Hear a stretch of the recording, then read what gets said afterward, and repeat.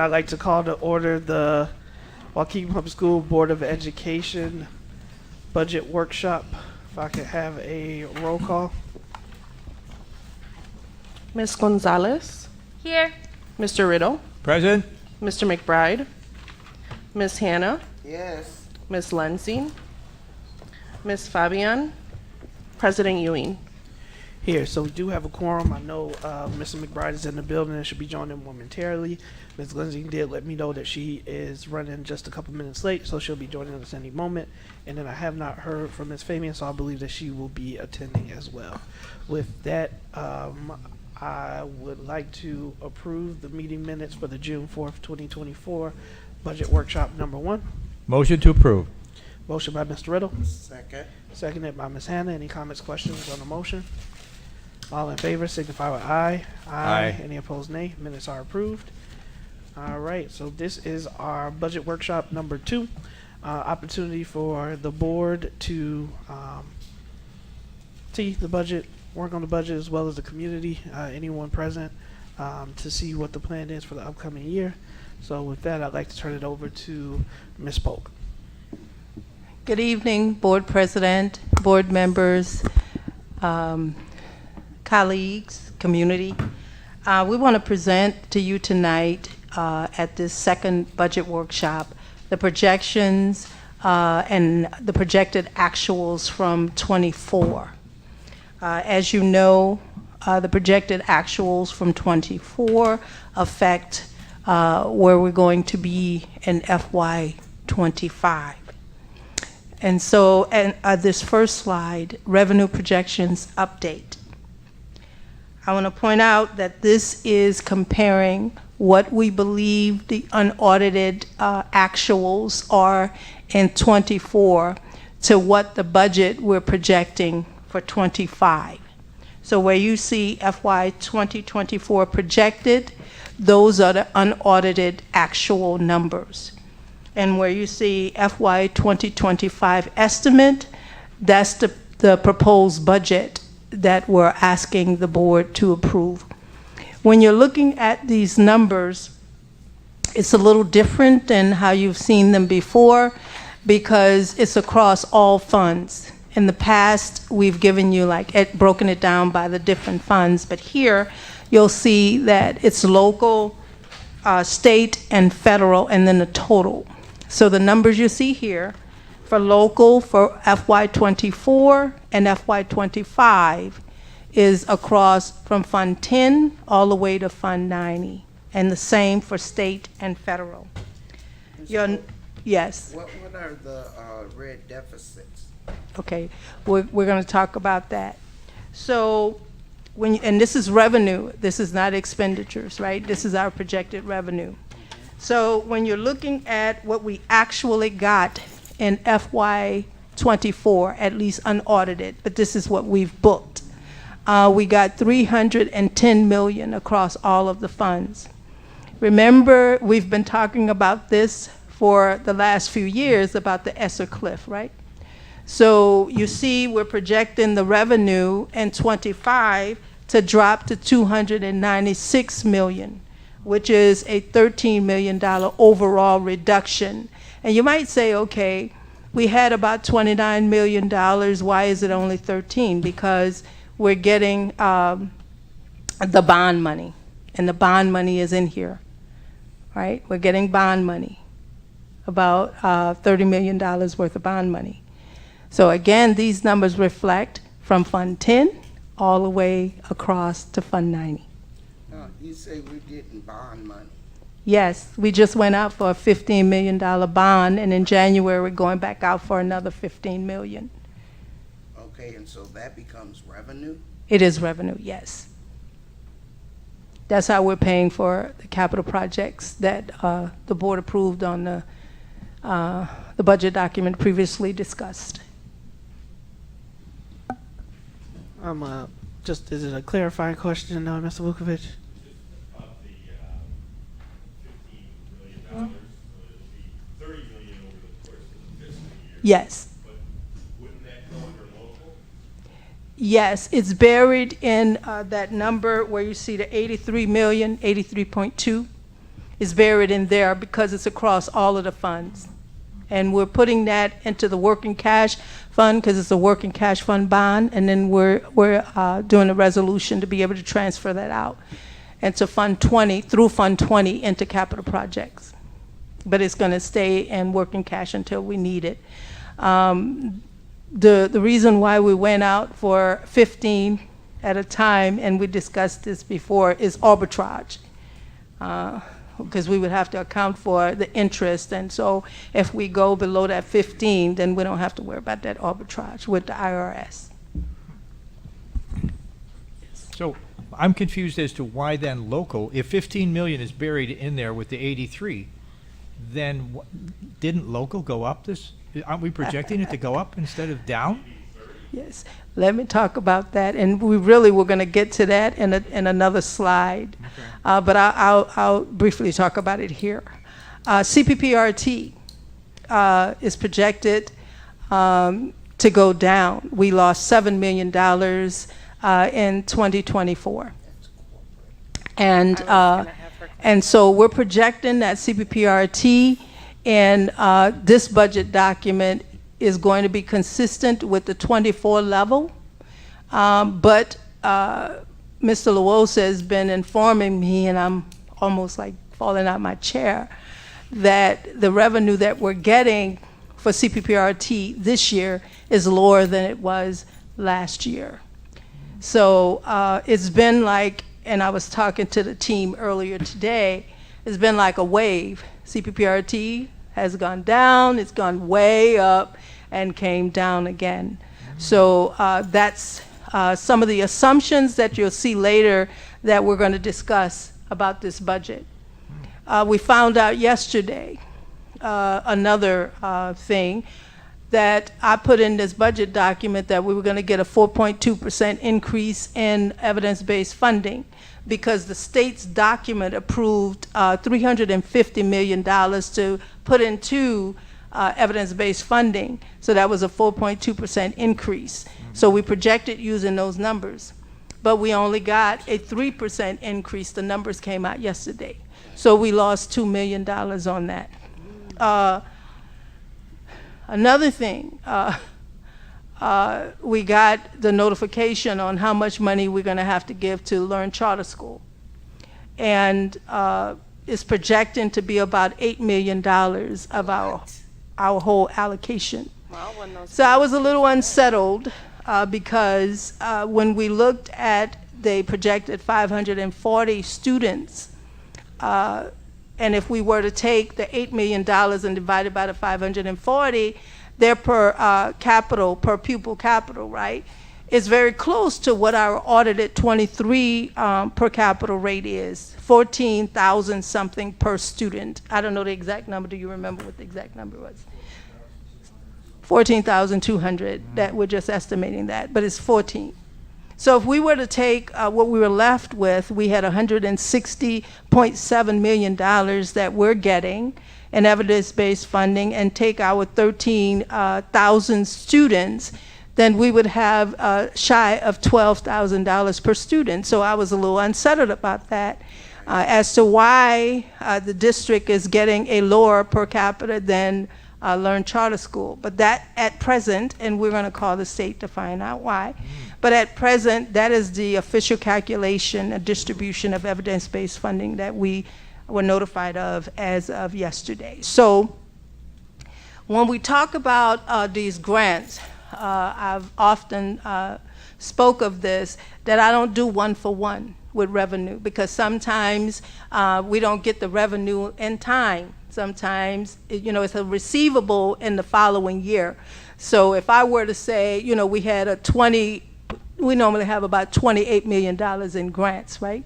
If I were to say we have $28 million in grants, and I'm going to put $28 million in the budget document, that's probably not accurate, because we don't get it at the same time. We might get it next year. So I kind of look at trend data over years to see how soon are we getting reimbursed, because all of the grants that we're spending, we're fronting that money. The district is fronting that. And then we have to submit the expenditure reports to get reimbursed for that. And so we have to, and I've said this over the years, those who have heard me, I've said this, that it's important that we understand that we're not only looking at the budget, but we're looking at cash. We're looking at cash because you cannot spend money you do not have, right? So we're looking at our cash levels, and we've not had to worry about that over the last 10 or so years. But in previous years, and we'll show you a slide where that was important, we had to go out for tax anticipation warrants just to make payroll, because the timely receipts of our taxes doesn't help us to pay our bills, right? So we definitely do not want to get back there where we're relying on going out for a line of credit in order to pay our bills. We're far from that right now. One of the things that I've said to the administration and the Board of Education is this. We have 10 or $12 million that's sitting in a bank, because Mr. Godin was very, I know, right? Mr. Godin was on having a diversified portfolio. And so we have our money in several banks. And so the importance of me saying that is we utilize Old National Bank. And as long as I don't have to go to that other bank, we're okay. But if I ever have to go to that other bank to start paying bills, we're not okay. Okay? So that's why I mentioned that. So can I ask the question? The $8 million that's going to Learn. Yeah. Now, when we first started with Learn, Miss Hannah, can you use the mic? I know it's not a lot of people in the room, but for the audience that's listening online. I'm sorry about that, audience. The $8 million for Learn, right? When we started with Learn, I think we were at what, 3 Like million? 3 I or think 4 million, yes. Yeah, 3 million, Uh-huh. and that was based on the number of students Enrollment, yes. enrolled in Learn from Yes. Waukegan schools. Yes. So, is the 8 million that we now have to pay them, is that indicative of more students leaving out of Waukegan School District and going into Learn? I can't say that definitively, but what I can say is that Learn Charter School, and that was in their initial application, if you remember way back then when we were analyzing their application. Right. They submitted it that they would increase the enrollment over the years. Right. And they have. I know we normally get the projection from Eric. Eric goes at the beginning of the year. And thank you very much for forwarding that to us. So we kind of have an idea, but then when we get that actual number from ISB, we see how they're allocating it. And what we got yesterday is that their enrollment is now at 540. Now, let me tell you, that information that we got was for the first quarter. It could go up or it could go down in the second, third, or fourth quarter. Right. And if it goes up, then our contribution towards them goes up. So we're monitoring that, and we're seeing where our cash levels, we're seeing where our budget and our allocation is going to be. But based on the 540, if it was to stay consistent, we calculated it yesterday, would be about 8 million, right, Brian? About $8 million. Yes. And they still did not get their own line item in Springfield. Well, the charter schools. Well, remember when we were working this, we had a choice. We fought Learn Charter School, Yes, and we we did. lost that. And then the district was asked whether we wanted to manage their finances or we wanted them to be managed by the state. Right. The district said managed by the state. Right. And so before we even get our evidence-based funding, they take it They off the take their top. money off the top. Yes. Any other questions on this slide? Oh, CCP or Corporate personal property Corporate, yeah. taxes, yeah. Now you say that that's down. Is that due to them appealing their taxes? It could be corporations appealing. So we don't know actually whether the corporate revenues around here were appealed, their Don't know. It taxes. comes from the state. We get a check in the mail. Mr. Lewis gets that check. Sometimes I'm very happy, and sometimes I'm not so happy. Right. Of late, I've not been happy. Yeah, and the only reason I'm asking that just quickly and briefly is because there's been a lot of grumbling in other states regarding corporate appeals, corporate tax appeals, and how it is devastating different agencies, entities, organizations that rely on that revenue. Yes. And they're getting really, really amped up about the corporate tax appeals. And I know that we did at one time, we had an attorney. We still do. Okay, well, I'm just wondering if at some time or other, do we need to talk with them people to see if they are appealing their taxes? Thank you, Ms. Hannah. Joe Clary, Deputy General Counsel. First of all, we wanted to talk a bit about the personal property replacement tax. So the personal property replacement tax is a tax that is actually just financial distribution that the state provides to all the locals from back in the day prior to 1970, when the locals could actually tax personal property.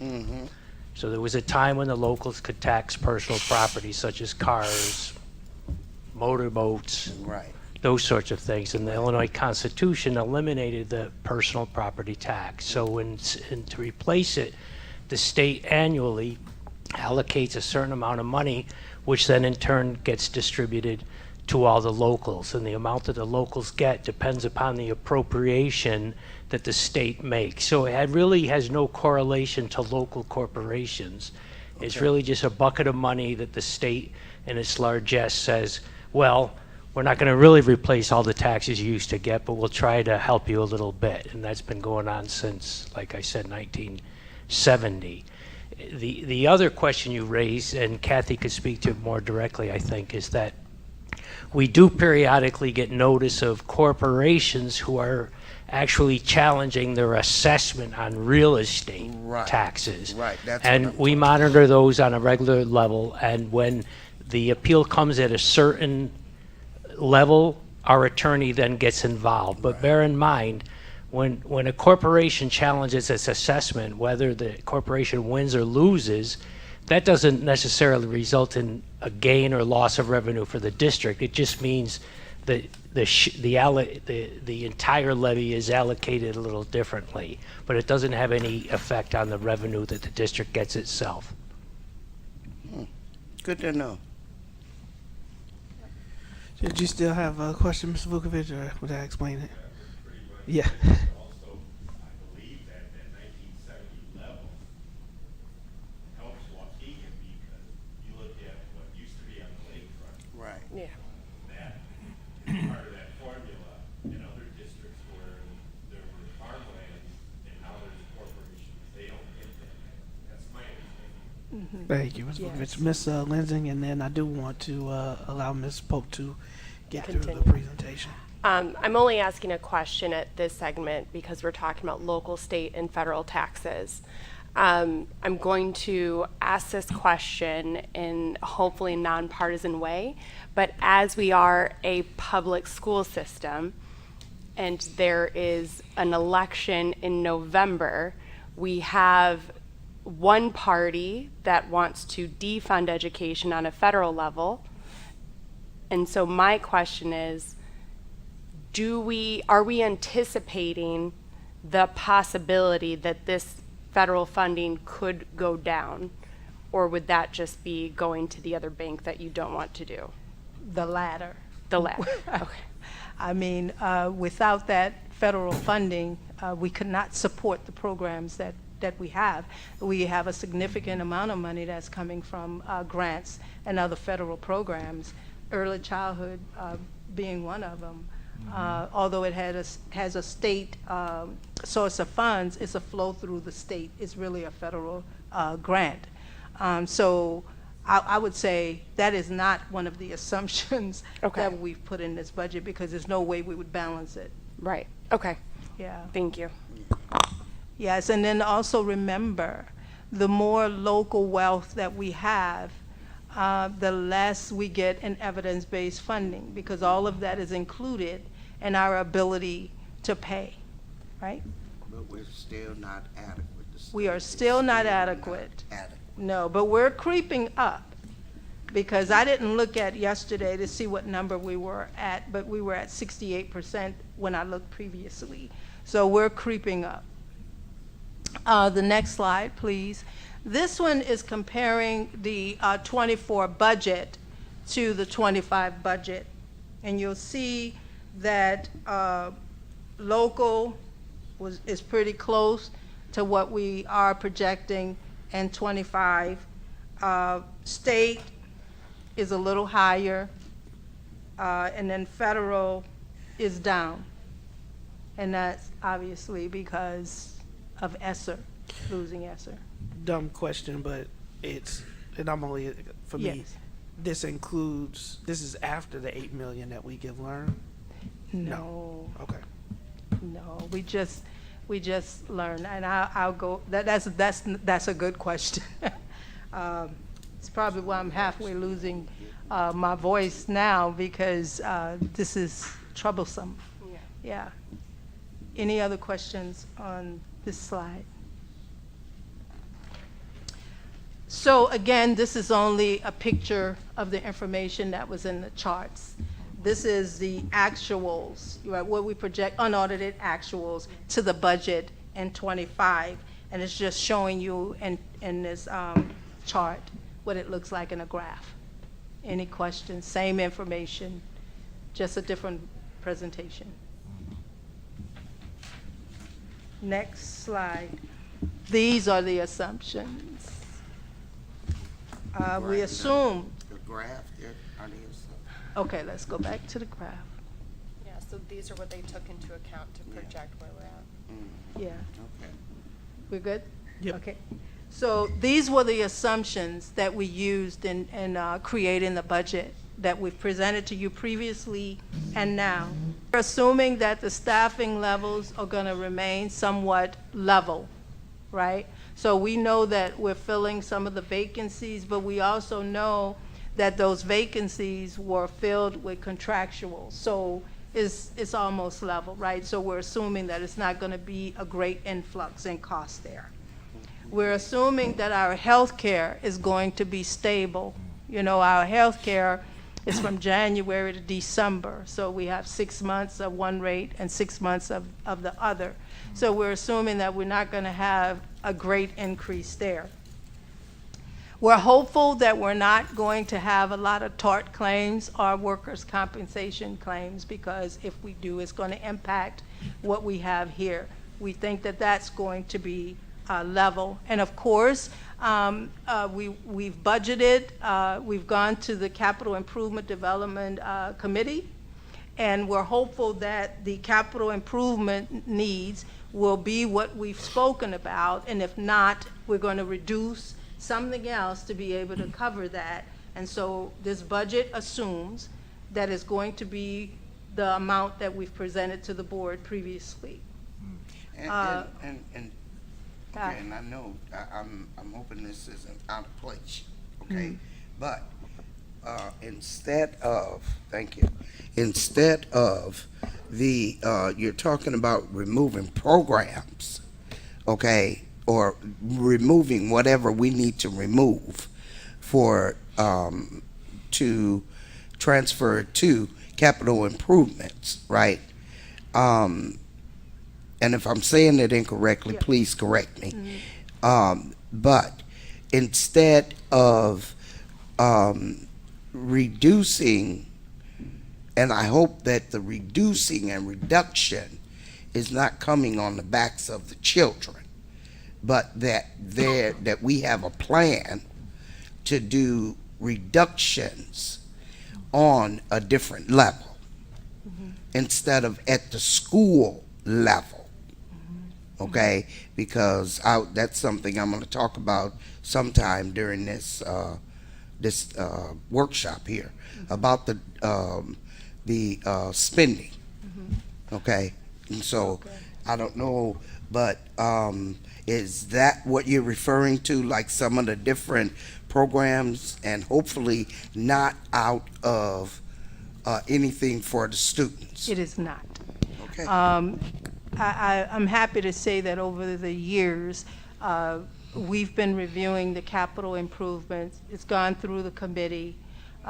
We've monitored that in our office. Mr. Chen is keeping a spreadsheet on that, on what the board approved and how much we actually expended for each of those projects. We're working very closely with operations, Mr. Briner and Mr. Moulton, to ensure that we're staying within those budgets that the board has approved. And I'm going to say this, and then Mr. Moulton can chime in if he would like.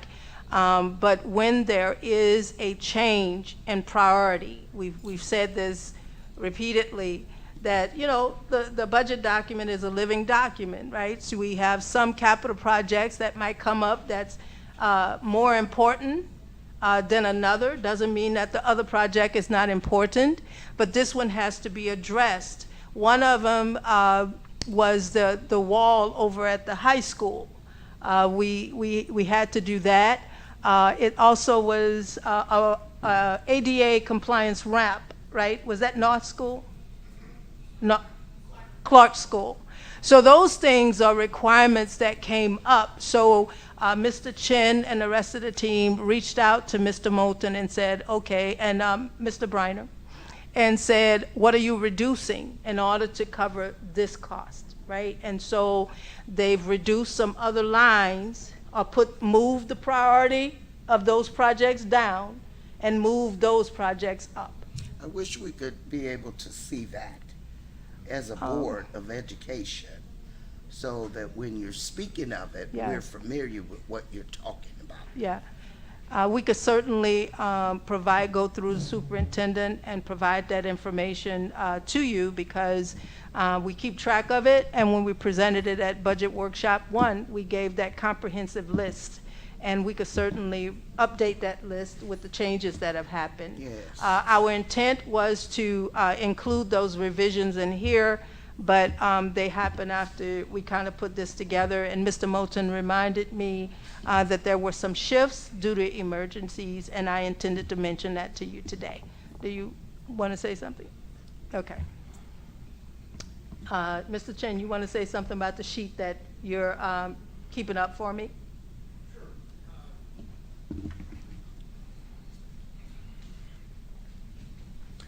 Yeah, as Ms. Polk has mentioned, basically the list that had been presented previously of all these different projects and the amounts that are budgeted to conduct each of these projects, they're on a spreadsheet, and we're watching how much is being spent, and if anything different pops up and becomes a more urgent priority and has to make its way on the list, and what amount that has to be funded at, and then of course what needs to be reduced as a result, so it all fits within the approximately $20 million allocation for capital projects that we have for FY25 being proposed.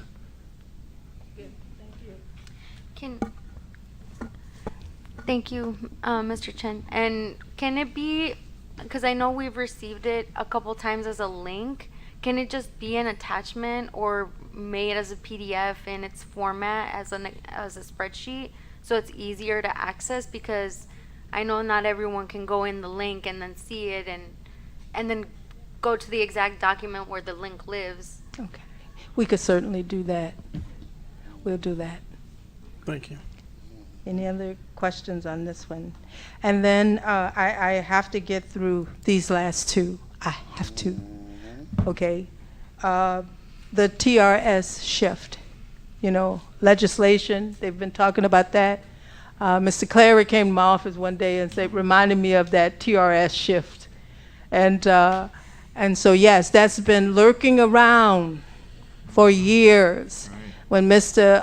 Kiskala was here, yep, I had him to calculate the fiscal impact of if the state was to shift that to the district. And he calculated that the value of that was going to be about $1.6 million compounded. every year. So we're very hopeful that they will not do that, but if they were to do that, it would be a costly venture for the district. There's been some haggling about that, you know. And Years. districts are, because it's becoming more, you know, closer to, you know, happening. Yeah, More school districts are speaking out against it. absolutely. Yeah. Because it's costly to the Absolutely. districts. The state has paid over these years a large portion of the TRS retirement, and to shift that to the state would be Yeah. quite costly if we weren't to get additional revenue to cover some of it. When you look at our, oftentimes when I look at the audited document, you'll see a line on there that's huge. That number is like really big. And so I asked Chris one year, I said, what is that number? He said, if all of the employees were to retire, this is how much it would cost the district. So it doesn't impact our bottom line, but when you look at that AFR and below the expenditures, you see this huge number. We actually have to go out to a company that does an amortization chart for us that estimates how much it would impact the district if all of the employees were to retire, and it's huge. Yes. Can you just clarify for me just what you mean by the TRS and IMRF shift? We pay already for each person that works for us, either TRS or IMRF. A portion, We only pay a portion. yes. And then the state pays a portion. Yes. And so they may shift that portion that they pay to us. Is that what you're Yes. saying? Yes. I see. And that would be like $1.5 million if they did it? That was And several years ago. so it would be I even haven't more than had that. him calculate that recently, so I'm quite sure that number would be larger. Is that about as much as we pay for the staff that we currently have too, for about $2 million or something like that? I don't know. Do you know off the top of your, I don't know. I would be guessing if I were to say Okay. how much we're paying for. So they're paying about 50% or 60% or 40%? Do you have a No. percent of what they're paying? Can I get back to you with that? Sure, I don't want to I'm guess just about curious it. how much the state picks up right Yeah. now of what TMF and Yeah. TRS and IMRF Let me get is. back to you. Okay, thanks. Yeah. And let me piggyback off that Yes. question. Based on this new compensation study that was done for our district, right? Where people's base pay will not be being increased. Instead, they're gonna be getting the stipends in lieu of their increases. And, yeah, and That was only- so will that affect the amount of TRS and IMRF, our portion, because of that? Well, the amount of money that's reported to the state is total compensation. It would include overtime and whatever they earn. So if they're at the max and they get that additional lump sum compensation, and that was to roll over year after year, that's the amount that would be reported to TRS. Void overtime or supplemental pay. So they are considered pensionable earnings when instead of qualifying for an increase due to a step. All of it, yes. Yeah. Yeah, I'm still looking into that, yeah. Okay, so this last bullet, I have to say this. The recent negotiations across all of them, okay? Those that are greater than 6%, we're not protected by negotiated agreements from the penalty. So those individuals, I called TRS personally and spoke to them. And when I called Brian on the phone, he could say that I screamed because I was like, my goodness, here. But one of the good things that we had when we negotiated the teacher's contract and all of the others, if we were aware of individuals who were retiring, they were capped at 6%. okay? And we have language in the agreements that says if it triggers a penalty, then they would stop getting supplemental pays. So Mr. Luosa and HR are tracking those individuals who are on the retirement track to ensure that they don't exceed total compensation over the 6%. The penalties could be huge. Yep. For those individuals that we're not aware of that submit their retirement, I mean, we couldn't foresee that, right? We couldn't foresee that, but they too can trigger this penalty. So when we were projecting the numbers during all of the negotiations, we put a small amount in there for penalties. So how many did we get? I haven't seen any right now. Have you received any of late? Yeah, Did we get any for last school year? I didn't see any. Did you pay any last year? You mean penalties? 6%. Yeah, Well, I'm glad to hear that. but I have to say it. So, Okay.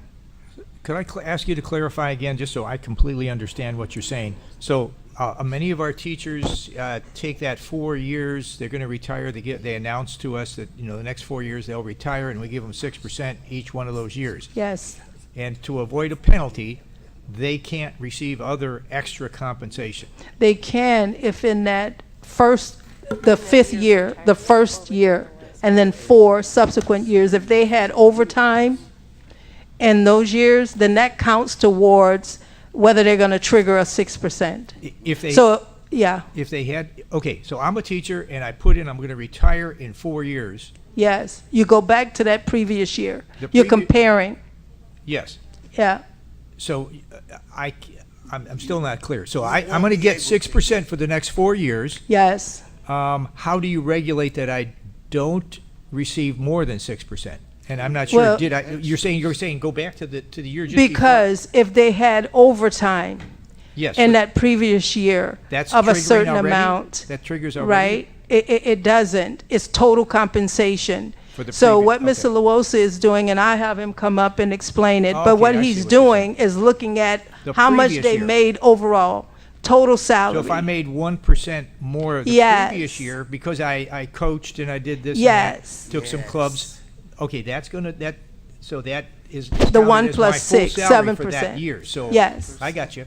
Yes, So that's what we monitor, so that the next 4 years, they can still have their clubs, they can still do the coaching. yes, as it's long not as gonna they be don't exceed. extra. That's right. Or as long as we also didn't increase the fees for coaching for what, because we did that recently. Yes, So we'd have to watch that somebody. absolutely. Yeah, That that's has doing to the be same monitored. coaching, but maybe we increase, say, volleyball coaches or Yeah. something. I know we increased some of them. So that would have to mean, those people would have to be talked to and possibly reduce That's right. their hours for, maybe they do the spring, but not the fall. That's right. I got you. That's Okay. right. Okay, thank you. You want to And say that something on that? includes, Okay, Ms. Polk, Mhm. that includes not only teachers, right? right, Yeah, that all staff. Everybody. Yeah. yes, All staff, and Yes. IMRF too. Yes. The penalties, is IMRF the same? Do they have yes. penalties? Yes. 6% cap. Same penalty, okay. So we have to monitor it because it's dollars going out. Yeah. Okay. So, and Ms. Polk, let me know in as clear terms as you can why you're calling that out. Because it's a possibility that it's a cost. And so my assumption is that I had a certain level of it. If it exceeds that, then adjustments would have to be made to the budget. And so you'll see in the latter slides that we're going to talk about how much, that we put into the agreements. And so we need to talk about that. We need to have it in the forefront so that you understand what the board approved. Okay, I'm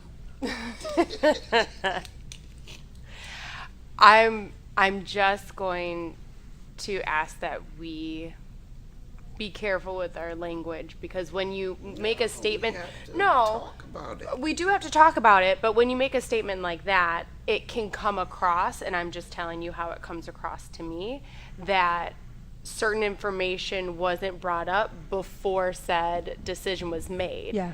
So that's why I just want to make sure So we're I'm glad very you clear said with our that. So, language. no, that is not what I'm saying. What I'm saying is based upon the numbers that exist today. Right. This is what we're seeing, and it has to be talked about. It has to be shown, right? Yep. So thank you for that. Not the intent. Any questions on this slide? Next slide, please. Okay. So this is, we've shown this before. And what I want to point out on this slide, if you were to look at the fourth row, you'll see here that it's revenue over under expenditures. You'll see that in the education fund, it's a negative $33 million. In the transportation fund, it's a negative $1.4 million. And in the Tort fund, it's a negative $101,000. Okay. I have said every year, we're not getting enough revenue in the current year, and that's been for years on top of years, right, to keep up with inflation. That's a fact. So we have a bank account that's been covering the current year shortfalls. So all this is saying is in the current year, the revenue that we're getting in and the expenditures that we're going out, we have more expenditures than we have revenue in the current year. So then you ask yourself, so how do you balance the budget? Well, we balance the budget on the bank account. But you'll see where we'll talk about the fund balances over the years, how financial management has helped us to weather many storms. Okay? Any question on this slide? So actually, and I'm going to keep saying this, I'm going to keep saying it, and I've been saying it, that at elementary, okay, elementary, that we are taking in less money than what we are spending. Okay. Therefore, the spending needs to be decreased. Okay, so this reflects budget requests, not what we might spend. Okay, let me say that again. This is just projections. This is projection. So we And in our deficit office, we spending. have to assume that every dime that is requested is going to be spent. And that's what this slide reflects. And we will be, if it becomes actual versus a projection, then we will be deficit spending. We've deficit spent for years. The- I have to say that because it is true. Even when, and I need to show you that, even when we didn't have any money. I know we were deficit spending. Yes. But we were also in a place where we hardly heard the word deficit spending. At least I haven't heard it, unless one thing is being said over here, one thing is being said over here. Yeah, I haven't heard about us deficit spending in a while. Yeah. The last few years, well, I've said it over a number of years, that in the current year, we are deficit spending. Current year. But overall, we are not deficit spending, because that's one of the things that I've said. I really don't want to do a deficit reduction plan, because what does that mean? The state is going to force you to reduce your expenditures. You have no choice. They give you 3 years to do it. So we don't want to be in a position where the state makes us reduce it. We have to reduce it. And so we got 1 year under our belt. 1 year? 1 year of deficit spending under our belt. No, we'll look at the numbers. We'll look at the numbers. So, and yes. Okay, so simple budget, And you know, I know businesses and churches and a lot of organizations put out a projected budget, Yes. and it's more than they expect to get revenue. Sometimes they're blessed with revenue that comes in the budget, and they spend everything, and they haven't gone into debt. Right.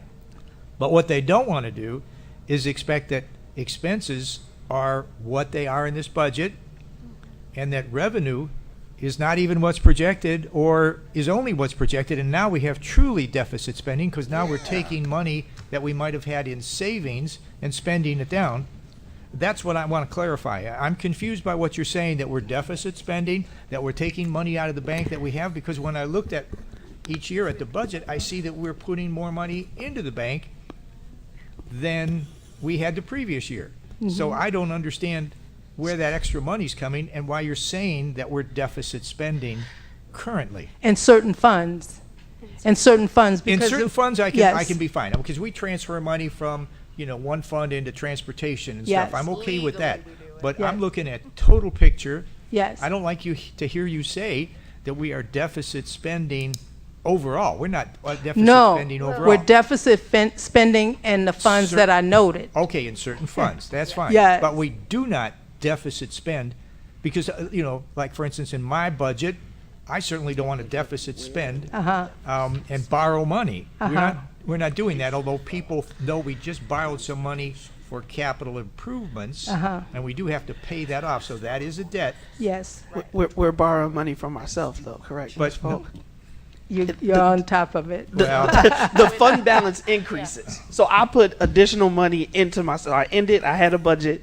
We Right. had money. We didn't expend everything that we said we were going to expend. That fund balance grows. That fiscal year is over, but that fund balance has grown. So now we say these are all of the expenditures that we have to do for this upcoming year. Right. And so if we spend those expenditures, even though that fund balance grew in the previous year, we need to take money from that fund balance in order to spend. We're not going out for a loan. Right. We're literally, I have money sitting in a savings account, right. Right. Right. And now I'm using that to cover other expenses, because this year, if you want to use simple terms, I'm putting in the pool. Yes. Yes, I budgeted for that pool. I've built up the fund balance to be able to cover it, but I'm not receiving that in income, right? In this Not new fiscal money, year. yes. Yes. So that is what it is. So it is not. Absolutely. I hope Absolutely. that Thank makes you it a very little bit much. easier. Right. To, Yeah. But still, we are borrowing, though. We are paying interest on some debts that we just Yes. did a few meetings Yes. ago. So that's a To fund loan we capital took out, and Yes. we do have to pay the interest on it and pay the principal at some day right. Yes. as well. Yes. right. But So- it's taking one loan versus a loan and a loan and a loan and a loan. Right. No, it's taking That's one right. loan, but We're it not also gonna is do it's that. the concept of an auto loan, right? Yeah. Right. You put that budget, that payment into your budget, and now you got the car that Yeah. gets you back and forth to work, Right. and you pay that car off over time. So it's the same Right. concept. It's a debt management. So Yes. debt management is one part of our overall budget strategy. Right. Yes. And we're still managing ourselves very well, because, and you know, a year or two ago here, we had some meetings where we talked about, is this district financially stable? Are we managing well? And then I hear at III, when I go to finance meetings, that they brought up our district as a district that manages its funds well. So that's still the case, right? Yes. Right. Yes, it is. And we're going to see that later on, where we're projecting we're going to be. But even at those levels, we're at our max, because what they look at for our fiscal stability is the education fund, the operations and maintenance fund, the transportation fund, and the working cash fund. Only those four. Only those four. But we also have to take into consideration if we have to loan from that working cash fund out to the other funds that are negative, we can't loan a lot out, right? Right. Because then we won't have available funds that remain in those funds, the operating funds or the general operating funds that I just mentioned. Right. And So we always try to make sure that those funds are healthy. we can only borrow and transfer to certain funds. Right. Yes, those funds that I just mentioned, and there's a request at the end. Every year I have to come to the board. So if we have a shortage of cash, right, the board has to give me authority to be able to transfer money between those funds and pay it back. And so it's not a transfer. Let me change that. Right, Joe? Not a transfer. It is a loan. It's a loan. It's two different things. A transfer and a loan is two different things. So we do loans, not transfers. Because if it's a transfer, it's a formalized process. We have to have hearings, put it in the newspaper, all of those things before we're able to do that. That's why when we do the resolutions for the capital, right? We come to the board, we post it in the newspaper, and we say we're going to transfer between the funds because that's a permanent transfer. And you're going to see this in here. You see an O&M. The beginning balance is $9 million. And I was talking to our staff and said, why would we have $9 million in O&M? We don't want it that high. Well, remember the board gave us a resolution of $30 million. But there are some projects that's still outstanding that started the work, but we haven't paid all of the invoices. Okay. So that's some of the money that we, by board resolution, we got authority, right? It's sitting in O&M, but we have to transfer it to capital projects. And just as I don't know, kind of nostalgia, the O&M fund used to always be the one that was in the red. And education fund. And the And education. transportation fund. Yeah. Yeah, when I And came, it's really interesting. we had $28 million across all funds. Mm-hmm. That's what we had. Right. Right, And- Brian? That's what we had. We had $28 million across all all funds. funds. Now we're ranging at $100 million at any given time in the funds. Right, and it's just I know how we got there, but regardless of that, I'm still glad to see that the O&M fund is not red. I am too. I'm really glad. I Okay. think we all are, but Yeah. we needed to mention that this is not just money that's sitting in there, right? It's dedicated for projects. The board approved projects. And so this money is for approved projects already on the list. Right, T? So to say the quiet part out loud, if the board adds more projects, we could see red numbers. One of the assumptions. Potentially. So what that means is, We can't, we shouldn't. or it gets, that's that word, and sometimes, like you say, the quiet part out loud, explicitly reprioritization. Yes. So going back to simple language is if we were going to go on a family vacation, but the car broke down, now I'm not going on a family vacation, right? You reprioritized Yes. what was important and what you could afford. So if you were going to do a roof and the roof can wait another year, that means that we wouldn't be able to do that project. So it is important to say that is it doesn't Thank you. mean that we Yes. just keep adding on, Yes. or at least that wouldn't be the recommendation Yes. from our finance department. And another observation in reference to the fund balance projections is to me, okay, it's our tort fund. Our tort fund has increased, and to me that's troublesome.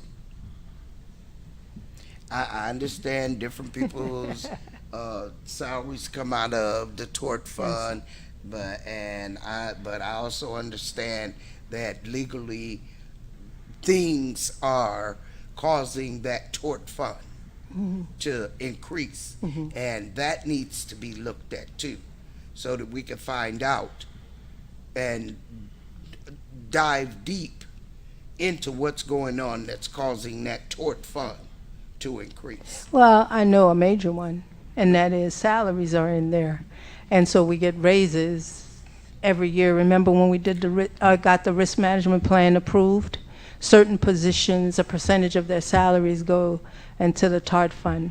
And- But we don't levy as much in the Tort fund know. anymore. We levy more into the education fund because, yes, I looked at Joe, because we were challenged because the Tort fund is highly regulated. Highly regulated. And each year we were getting inquisitions from an attorney as to why we were levying so much money in the Tort fund. And what kind of answer did you give them? I don't think that we lost greatly. I think that we had a solid plan, and when Mr. Clary came on board, he massaged that plan and made it better. So from my position, my opinion, it's okay. And so now what we do, we don't levy as much money in the Tort fund, but we transfer evidence-based funding in there to cover the salaries, because the salaries are going to go up because people are in there. Yeah, and at some point, for the knowledge of the board, just to see the different positions that are involved in that tort fund. Yes, we could Because certainly. when people hear tort fund, they automatically hear legal. Risk mitigation. Well, right. Yeah, so, yeah. But all of that is in the tort. All of that is in the Tort And fund. we need to, I'm interested. Yeah. I don't know if anybody else is, I'm interested to see why there has been an increase. Yeah, so there's an approved risk management plan, and so we could certainly go through the superintendent and share that plan with you. It has the positions that have been approved by the Board of Education to be in the Tort fund. Thank you, Ms. Polk. Yep. Next slide, please.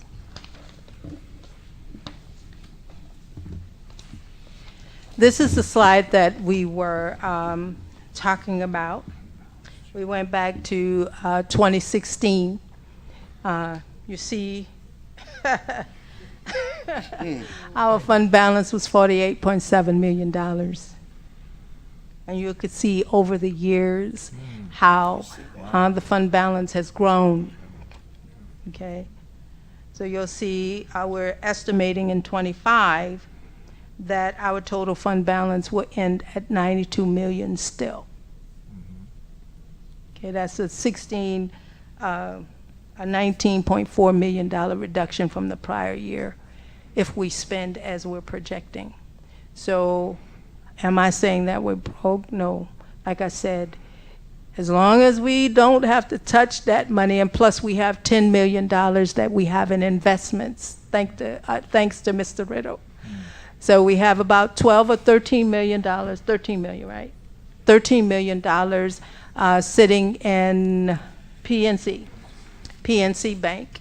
And we have $10 million we have invested, Old National, in investments. Okay? Any questions on this slide?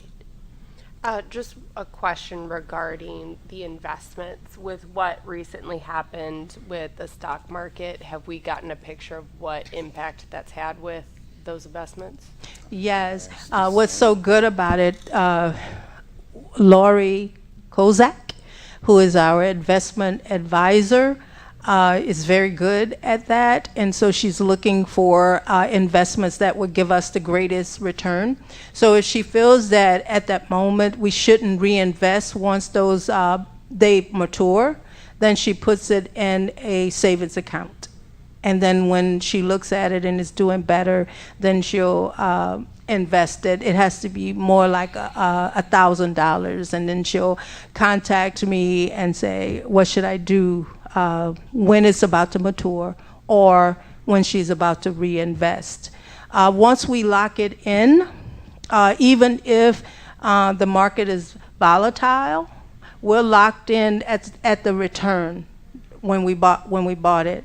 So each time we have the operation services meeting, we give the investment report, And so if you were to look at if we were, the market value at the time that we're presenting it to you is less than the $10 million that we invested when we purchased. But if you look at the far right column, you'll see that we're projected to get like normally $1 million to $2 million return.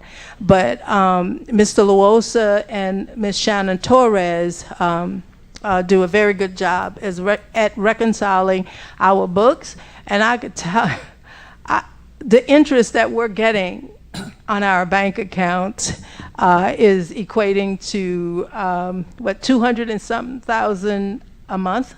That's, I mean, for PNC, we're getting about 40,000 a month. So we're getting a lot of money and interest in the regular bank accounts. Right. I've looked at those too, and you know your charts, and we're doing that 5%. You know, on some of those, those are nice investments. Yes. You know, yes. and like you said, those are solid. You know, we can't lose on it. Yes. And so when it renews, I see that she's recommending we're taking action. So thank you to your Yes. team and her Yes. for doing that. Yes, yes. Because one of the things that I was questioning her about, and we were going to come to the board and have her present, is, you know, if I'm getting all of this interest on these bank accounts, remember I asked you that, if I'm getting all this money on these bank accounts, I mean, am I losing money if I'm locked into these percentages? And so she did a study for us, and she said it's best to stay still with the investments because the interest rate could be high, could be low. So over time, we would be taking a chance if we take it out of those investments. So that's why it stayed there. And right now, things are so, Yes. you know, up and down with Yes. the stock market and all of that stuff, you know. Yes. and- So she's very good at that, and also she worked very closely with Mr. Morris because school districts have to follow strict laws and rules about investments. Because we invest the money, we lose it. That would not be good. good. That would not Yeah. be good. So there's a lot of protections on school district money, and so we had to make sure that we were following the statute when investing this money. Any questions on this slide? What were some of the funding considerations, those things that that we had to look at? And that is compensation increases across all jobs. We always have to look at salaries because salaries make up about 79 to 82% of the budget. It just does, salary and benefits. We had to look at the sunset of ESSER funds. We had got accustomed, Mr. Ewan speaks of it and put it in layman terms, because sometimes we talk the financial stuff and go quick, right? Because we're talking amongst ourselves and it makes sense to us, but we kind of want to put it in a way that everybody can understand what we're saying. So it's like, for me, continuing to buy 50 pairs of shoes, and then I don't have the income to buy those 50 pairs of shoes the next year, but I still want to buy the 50 pairs of shoes because I've become accustomed to buying those shoes. And so I can't because I don't have the income to do it. And so here, I really, really, really, really, really want to applaud the Board of Education and the administration, Mr. Chen and the rest of the finance team on how we utilized ESSER money. I asked Mr. Chen some time ago, did we get the findings from the Inspector General because we were audited by them. And he went online and found the report. And the report said that Waukegan passed everything. All right. Everything. And they applauded Waukegan. And so I give kudos to the Board of Education and the administration for that, because that was a daunting task for them to look at nearly $80 million and find nothing. We booked it right, we spent it right, and we reported it right. And so thank you very much for working with us for that. But I also want to say this, that we strategically utilized those funds so that we could do critical initiatives, right, that we otherwise would not have been able to do. One of the things that we told the Board of Education is that we wanted to put only one-time expenditures into that grant. Because had we put repeat expenses, once the grant funding was over, we had no money to fund those. And so, and then I think we just managed it well as an organization. But we do have a big reoccurring What's that? expenditure from What's the that? ESSER funding. What's that? That is the funding for our teacher contract. That is going to be a reoccurring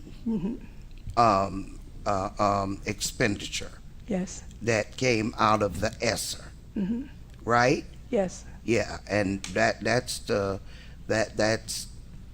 my point of contention, where we did do well spending, the ESSER funds and so forth.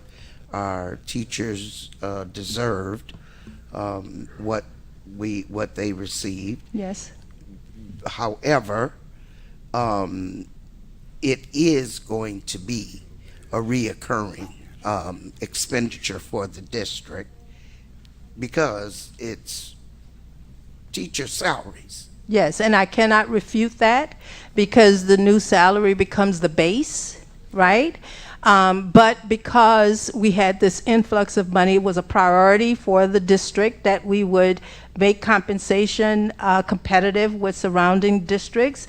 That's what this whole process is about. The whole process is about prioritization, right? And so we made a priority of compensation, so the adjustments would have to be made. You say this all the time, Mr. Ewing. Adjustments would have to be made in other areas to pay for what we prioritized. And so I think that it was notable that we took the money that we had in ESSER and created a salary that was competitive. Because But yes, the flip side is, and you help me if I'm thinking about this the wrong way, we were going to spend that money anyway. And so by putting it into ESSER, the money that we would have spent on salaries, right, while those fund balances growing, it is because we said these are allowable expenses that we prioritize, that if we didn't have ESSER funds, we were going to have to take from somewhere yeah. else. Local funds Yes. anyway. So that is the benefit. So I understand exactly what Yes. Ms. Hannah is saying, is that is, we all agree it was the right thing to do. ESSER provided us an opportunity to do it. Yes. But again, if we were going to make it a priority to raise teacher salaries anyway, That was the time. that was fine. But now we guaranteed that 100% of our ESSER funds were allowed, because some districts are now going through that audit process, and they're being How they're told gonna that spend it. they did Yes. not, or they spent it, Yeah. but they didn't do it, the right. right way, because they spent the $15 million on the field, and now the state is saying that wasn't an allowable expense, right? You can't put those funds in the ESSER. So Or they still have to grapple with Yeah. the salaries or whatever. You Yeah. know, I don't. Right. Those are my colleagues, so I don't. But I have a clarification regarding the ESSER funding. So for ESSER 1, 2, and 3, from my understanding, it also included some stipends or bonuses, especially in ESSER 1 with our staff. And so all of those bonuses and stipends and everything, those have been fully paid to the staff. And essentially, as of September 30th, everything's wrapped up and done. we were done June 30th. We were done June 30th. Yes, Okay, great. awesome. I'm correct, right? All of our money's gone. Yes, except for ESSER 3, the digital, not ESSER 3, Digital Equity 3. Digital Equity 3. How much is that one? Yes, 600. Yeah, 600. Outstanding was about 600. So then what's happening there? What That are we one- anticipating from now until September 30th for that Oh, piece? it's going to get spent. Dr. Cuevas is working to do IT-related expenditures there. Do you have more insight in that? Either one of you? Okay. No. Yeah, he's going to spend it. Okay. Yeah, we'll be all right. So then we'll get a final announcement that everything's been taken care of in Yes. totality. Yes. Any other questions? I think we went over most of this already, so I'm going to move on. Just one question about the comparability of allocation to schools. Oh, yeah, thank you very much. Yeah, Yeah, so that's a good sorry. one. No, seriously. Okay, and I already know, going through the budget development process. Yeah. That each school requested, the things that they needed, and there was a dollar amount attached to it and all that stuff. And there were variations into, the amounts that each school received, right? Yes. And are the schools, and this is for FY 2025, 25. okay? Well, 24, 25, right? Yes. And so are those adequate enough funds for each school? We have slides that's going to show you. Okay. I can't answer that. Maybe ASAP can speak to that, but I could show you some slides that is comparable with the prior year actual expenditures. With that comparability, and I'll have Mr. Chen or Mr. Luosa come up and speak more if they would like to do that. But I went to a conference and I kind of spoke up about that comparability report.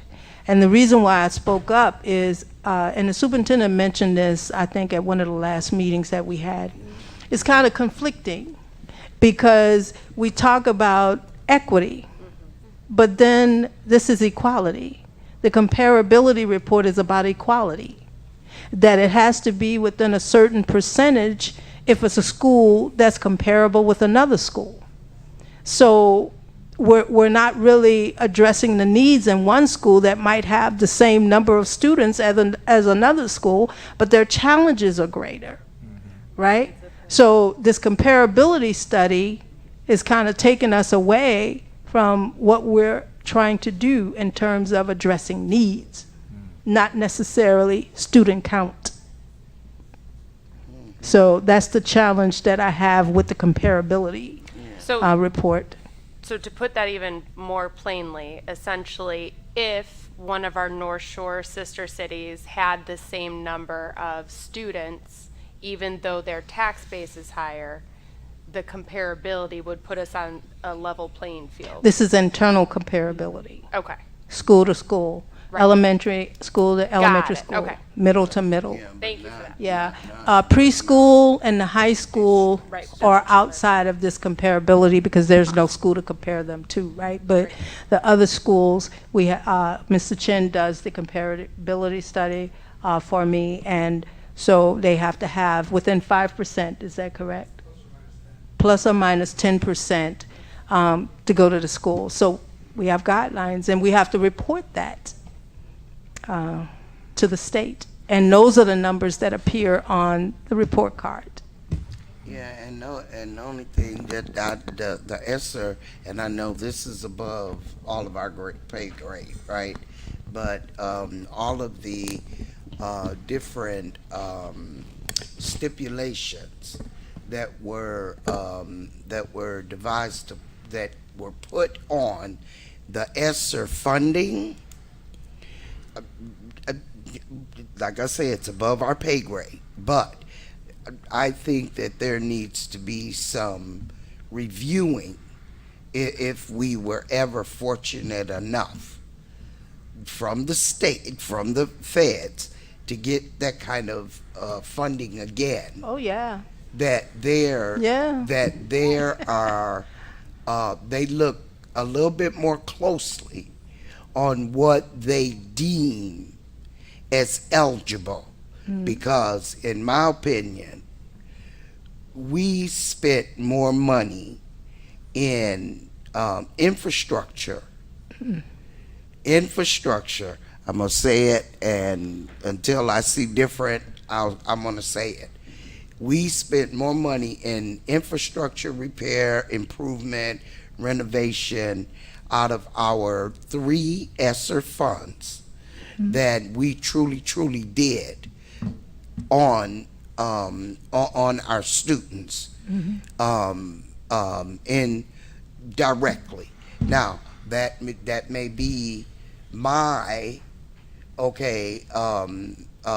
opinion. It could be my, I'm not going to say my assumption, I'm going to say my presumption in terms of maybe I'm looking at the numbers wrong or whatever, okay?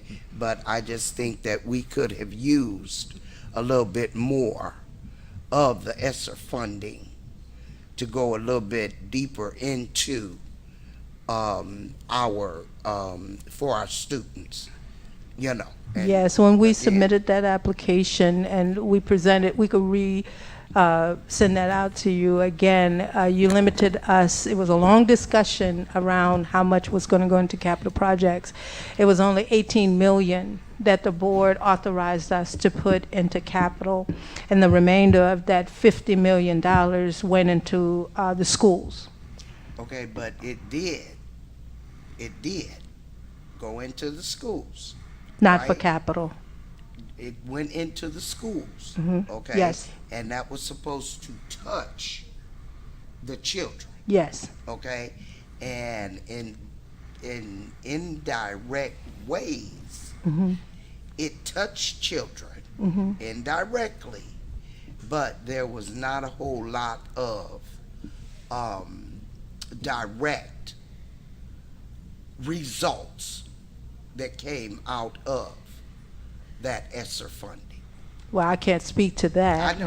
but what I can speak to is that the majority of the funding that we received went into the schools, and it wasn't for capital. No, I get it. Yes. Now, ESSER 2, I believe it was, which one was the 19 million? That one was HVAC. And we were going, again, going back to your words, we were going to do HVAC anyway. So this allowed us, right, an opportunity to do those upgrades and not reduce our local capacity. Same thing we're doing with these bonds. There's no way that we could do $20 million worth of capital, because over the years, remember, we've done over $80 million of capital, and we've gone out for 0 loans. We had a refinancing, but that wasn't a new loan. But this time we couldn't afford to put another 20 million in without, going out for a loan.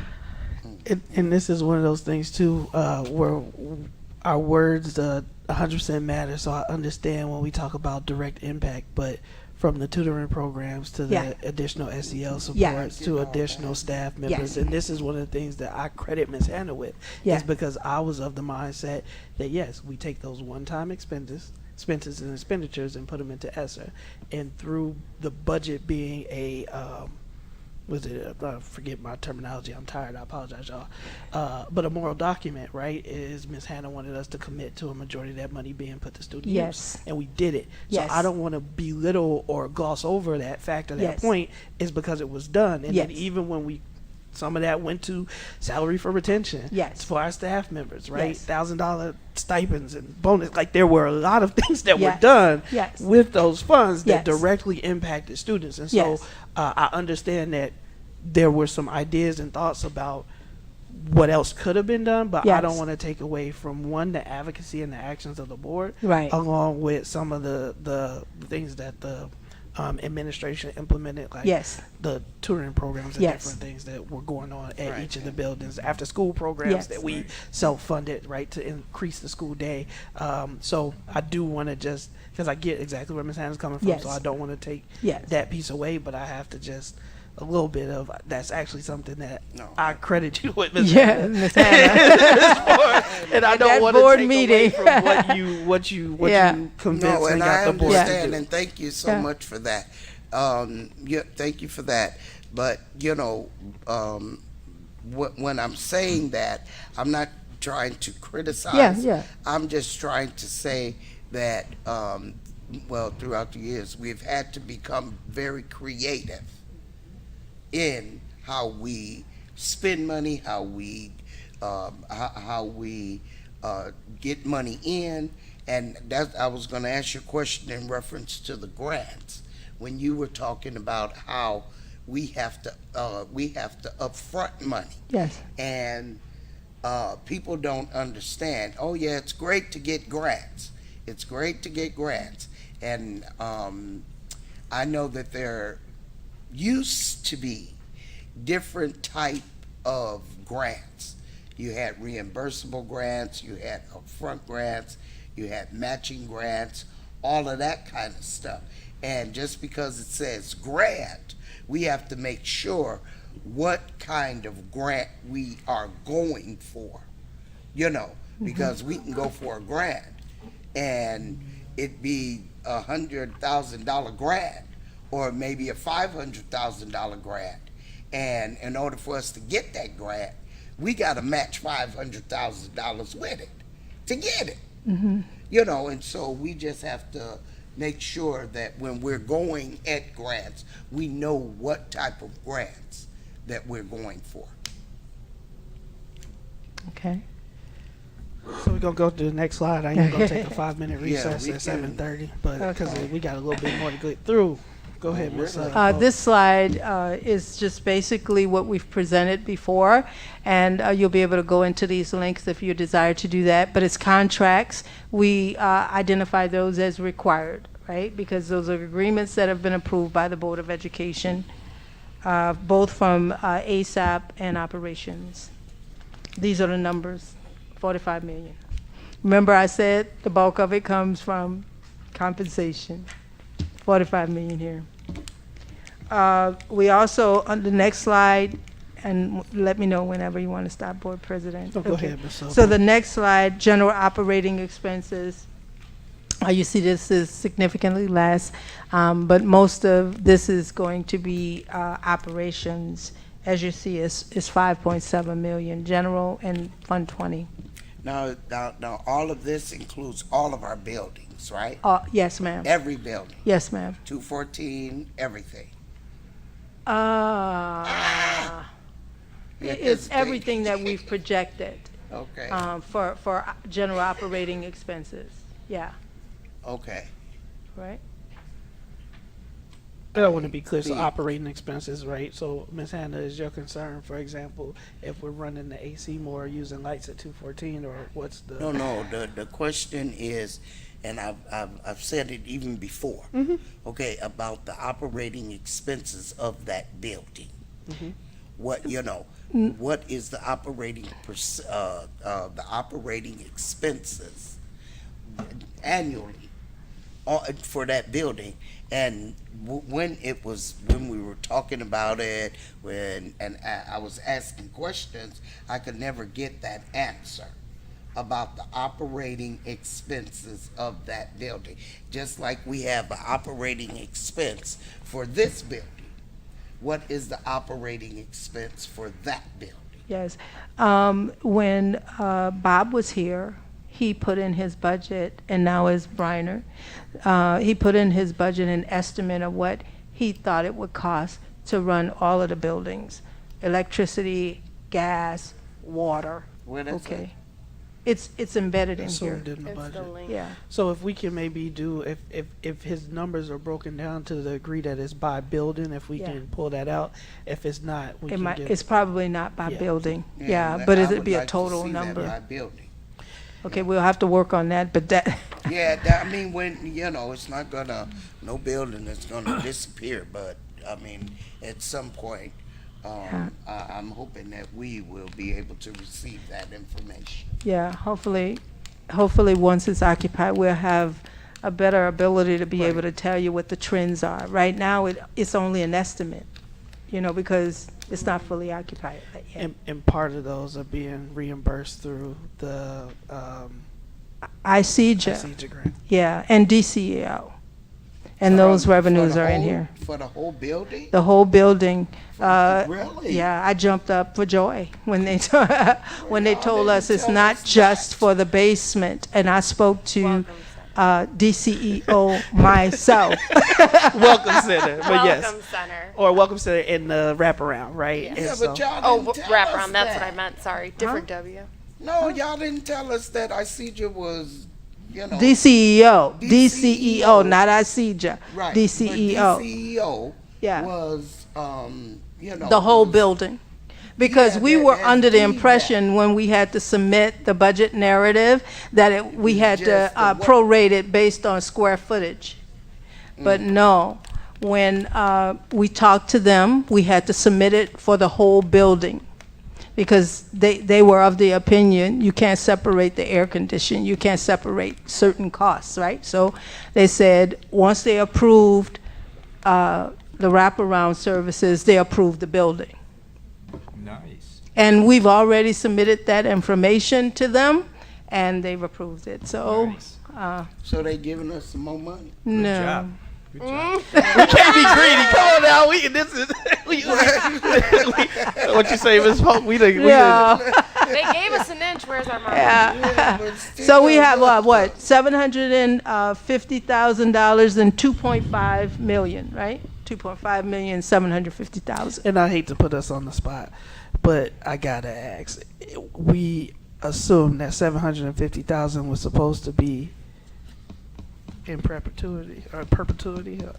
That's the $800,000 for ICJA. That's And- separate, And that is in perpetuity as far as right now, but it's not guaranteed. And Ms. Dotson sent an email to me recently, it's frozen. well, yeah, that's a part of their normal year-end process. We already know Yeah. it took us 5 years to get $1 million. Right, So, absolutely. it and did. thanks to Joe, we were able to get it 5 years later Right. when we were promised this $1 million. And that's what I asked. So this is one of those things when we talk about ways that the Board of Education can be of benefit is if we make sure that our legislators know how much this wraparound center means to the community and how much this money is needed by the board. Is because the same way we're having to prioritize, at some point the state is going to have to prioritize. And we want to make sure that they understand how important and essential it is that we receive these resources in order for us to be able to sustain what it is that they also have as a goal and a mission. So, Yes, uh, because they, I'm on my soapbox now, because they approved it, we spent it, and then they tell us, hold up, we're not going to reimburse you right now, but our money is out the door. Yeah. And it's a receivable. So in the business office, we have to account for that. That's less than what we thought. But the money is already gone. We advanced it. So we have to really shift.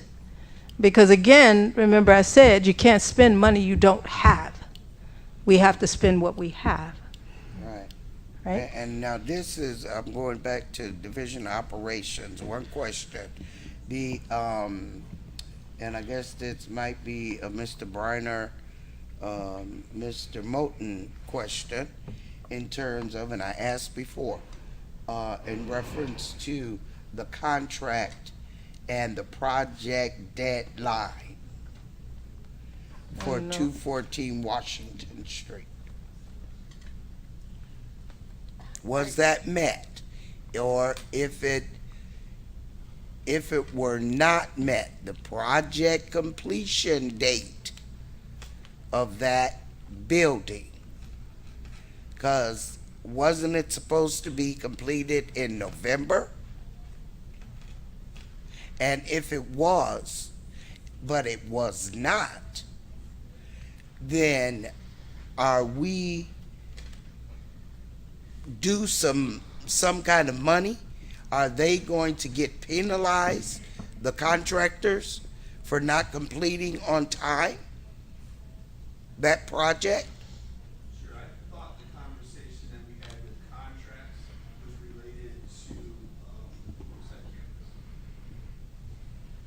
to, No, I'm speaking only, Mr. Briner, of 214 Washington Street. Even though my concern covers all the different projects, and with me being familiar, if you will, with project deadline dates and consequences if they are not met. Okay, that's what I'm asking. If You we know. currently have that in place for that No, location. yeah, and hopefully it's in place, but we have to. So, good evening, Ms. Hannah, board, staff, Dr. Cesario, and community members. So we are on schedule. I know that we presented last year when we asked the board to approve the contract, a general schedule. We had two separate schedules, one for the wraparound center and one for the rest of the building. Knowing the size and scope of the project, we always have a grace period for punch list items, but I believe you may be referring to liquidated damages, Ms. Hannah. So if they do go beyond the projected window for the punch list items, which are, you know, we need to update the paint here, do base molding here, the doorknob isn't working, etc., then that's when we'll get into that conversation. We're not there yet. So we're on schedule, on budget within what the board previously approved for that project, but we did have two completion dates, one for wraparound, anticipating it would open early, and then one for the rest of the building. So we're right now within a good area to say that we're not beyond the anticipated overall completion where everything's signed, sealed, and delivered, and we get a final pay application. We're not at that point yet. Can you refresh us what that date is? Yes, I I thought it was believe November. I would need to confirm the specific contractual date, but right now we're in the punch list phase as we're in August. But we can confirm what that final time period was, but it was this fall. Okay. Similar to the Brookside roof, which I believe that contract, just as a point of reference, extended all the way to November, up to November before the winter season, and we're still in August. Mr. DeBaron, the building is open and it is an existing in operation right now, right? Yes, it is. The wraparound center is open and operating. So, I mean, I just thought I didn't want to make that a point to where everybody would know that the building is open. So I don't know when you start talking about projected and completion, but the building is open. The rest of the floor, rest so of the different administration floors. component. And I was, I kind of hijacked a visit. I hijacked the visit, and I went up on the elevators, and I didn't step into anything. I just kind of went up the elevator, the door opened on each floor, and I just kind of peeked in and saw that it was completed. I didn't step 1 foot out of the elevator, but I did go up on the elevator. So appreciate that, Ms. Hannah, and the comments, Mr. McBride. Completed for us means we have full occupancy. So currently we only have occupancy for the wraparound center, not the rest of the building. But we're getting there. Awesome. All right. It's looking good, Thank you, Ms. Hannah. even though I didn't vote for it. The record's straight, at least. All right. Still good? Yeah. What's the next slide? I don't have it. Next slide, please. Let's You wanna hit pause this. here? Yeah. All right. With that, if we just do a 5-minute recess, restroom break, and then we come back and get through the rest. How many more?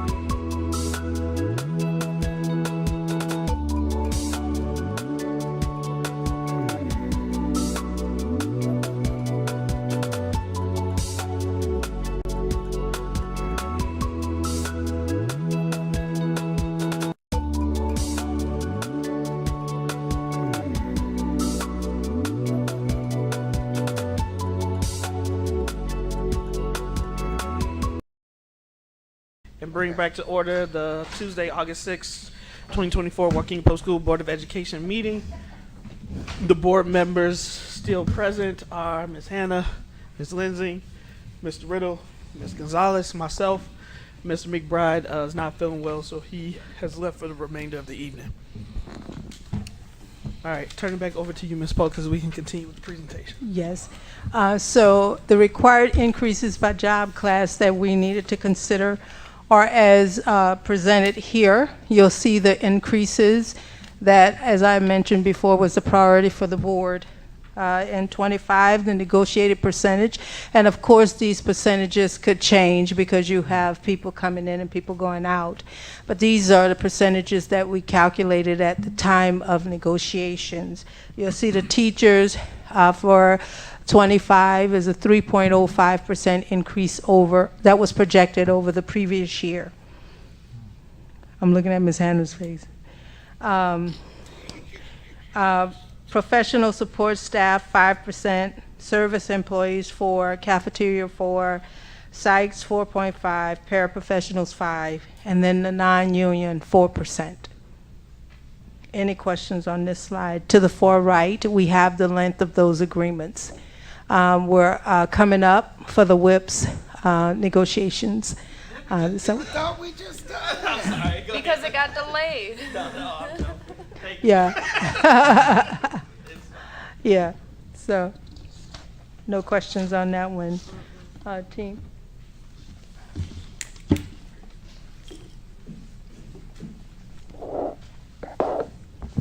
Good evening, Mr. President, ladies and gentlemen of the board, Dr. Cesario, community members here, and those of you viewing us at home.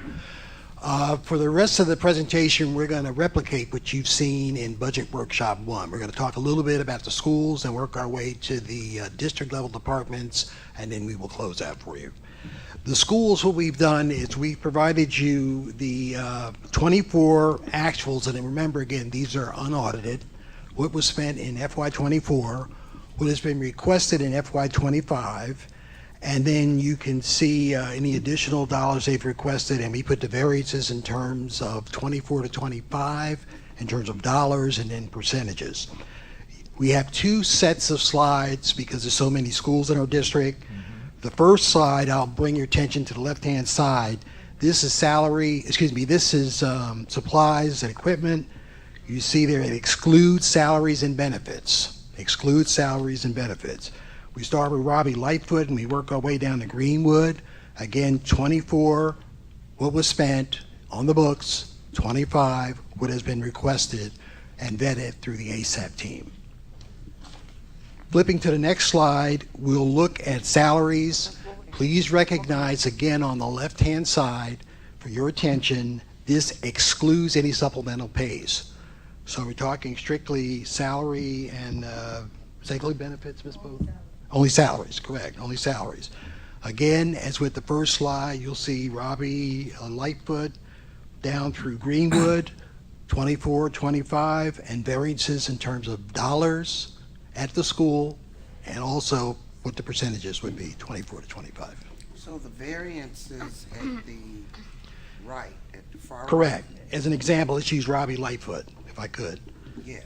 24, they spent $2,025,161.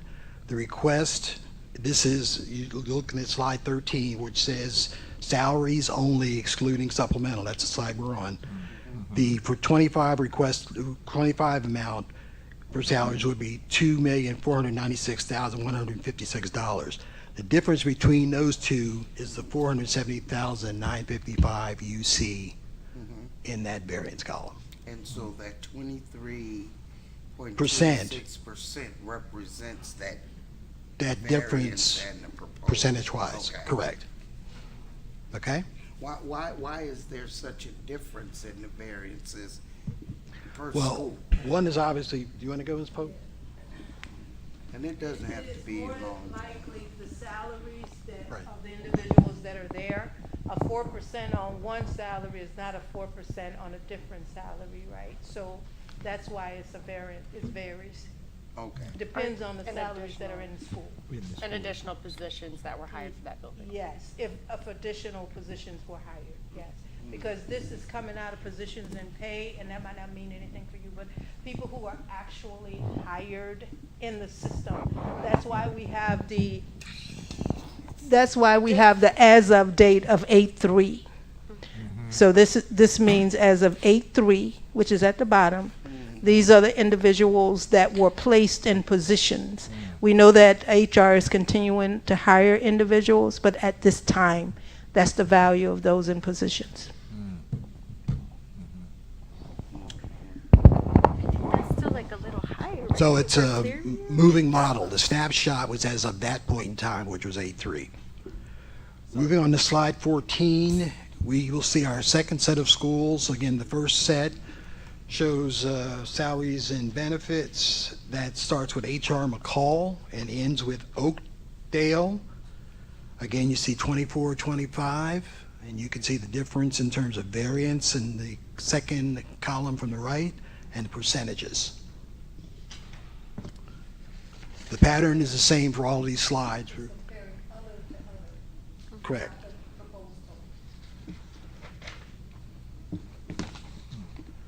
Check, I'm sorry, variance other the other, right. The correct. proposed other can be like programs, initiatives. Okay. Oh yeah, not position. Yes. Anything Not but positions. Yeah. Not Not salaries. positions. Exclude salaries and benefits, it's strictly 300, 400 Reading type program. items. No salaries. Moving on to slide 15, the pattern is the same in terms of the structure of the slide. This would be the second set. This is salaries only. Again, no supplemental pays are included in these profiles.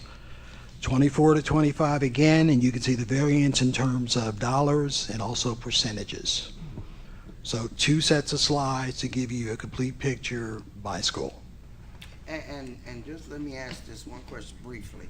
Okay, I'm just grabbing North Elementary because I see that, well, even Oakdale, they have a large variance amount, right?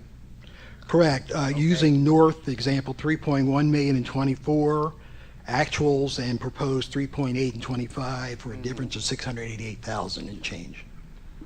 Well, and for Oakdale, don't forget they're doing all-day pre-K too. So Right, that's, and that's yeah. what I was gonna ask. What is the rationale for the For North? for North Elementary at Oakdale to be that the variance is, different? I mean, The programmatic piece, I'll have to give the ASAP. I really don't get into that. Dr. Cesario, you like to comment on that? And what Ms. Lensing said is accurate. So for one of the schools, if they added a program, they're adding additional folks. And then what Gwen said, if we have schools that have more vacancies on when this was reported on the 3rd, you're going to see the variance is going to be larger. So those are what I think everyone kind of answered the questions in terms of some of it's adding programming, some of it is adding programming and positions like the pre-K, the full day pre-K, and then some of it has to do with vacancies where they are being filled on the daily. We have people arriving. If you've been in HR or in this building within the last few days, you can see the amount of people that are in and out. Right. So then just to clarify further, so for North Elementary, the 3.1 for the 2024 actuals, that essentially, if we're thinking about it in terms of staffing, that's the end of year staffing, right? And so there may have been a number of long-term subs in there, et cetera. But now that we've gone through the summer, we have a great teacher's contract to pull people in. We are hiring more full-time staff.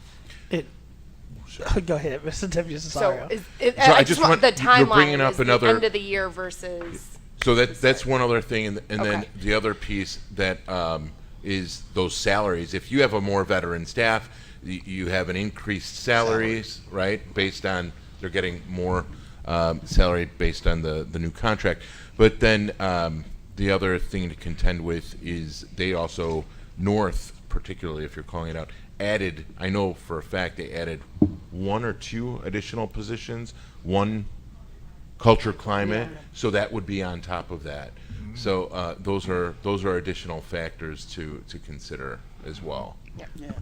And based on class counts, sometimes you collapse a classroom as well. So that's also where we're seeing some of the variances. Correct, but as a reminder, if you remember from Budget Workshop 1, we provided you the specificity by building or department of what was requested and vetted by our ASAP colleagues. So if you want to drill down and say, is there a more professional development, you could be able to do that as an example, okay? So that's available for you in Budget Workshop 1, and those are up on our webpage for you and the public, which we encourage to look at if they choose to, okay? Moving on to slide 16, we replicate the structure again we've spoken of previously. We start with Washington Elementary and end with Robert Abbott Middle School. Again, this one excludes salaries, so we're talking again 300, 400 for the board, for the community. We're talking about professional development, supplies, equipment, things of that nature. Again, you can see the 24-25 profile and the variances in terms of dollars and also in terms of percentage. Moving on to slide 17, seeing no questions, we start to delve into the high school. You can see Brookside and Washington. Their actual expenditures in terms of this is exclude salaries and benefits. Again, your attention is brought to the left-hand side of the slide. You can see there, these are supplies, equipment, professional development for the high schools. And again, we have the variances in terms of dollars and cents. Also, AEOC is indicated, and you can see the entire profile for the secondary, specifically high school cluster at the bottom of the page. Yes, ma'am. Sorry, Mr. Lattimore. Can you explain to me why the variance is in red for the variance on the right-hand side? Well, according to the data, ma'am, you can see that the proposed is less than the other proposed. It's the other. Variance is in other only. Yeah, not the total. Other only. We're not talking about total. I have a black and white copy. Let me turn around and look at it. They're getting less money. Yeah. Right. Yeah, the 1.6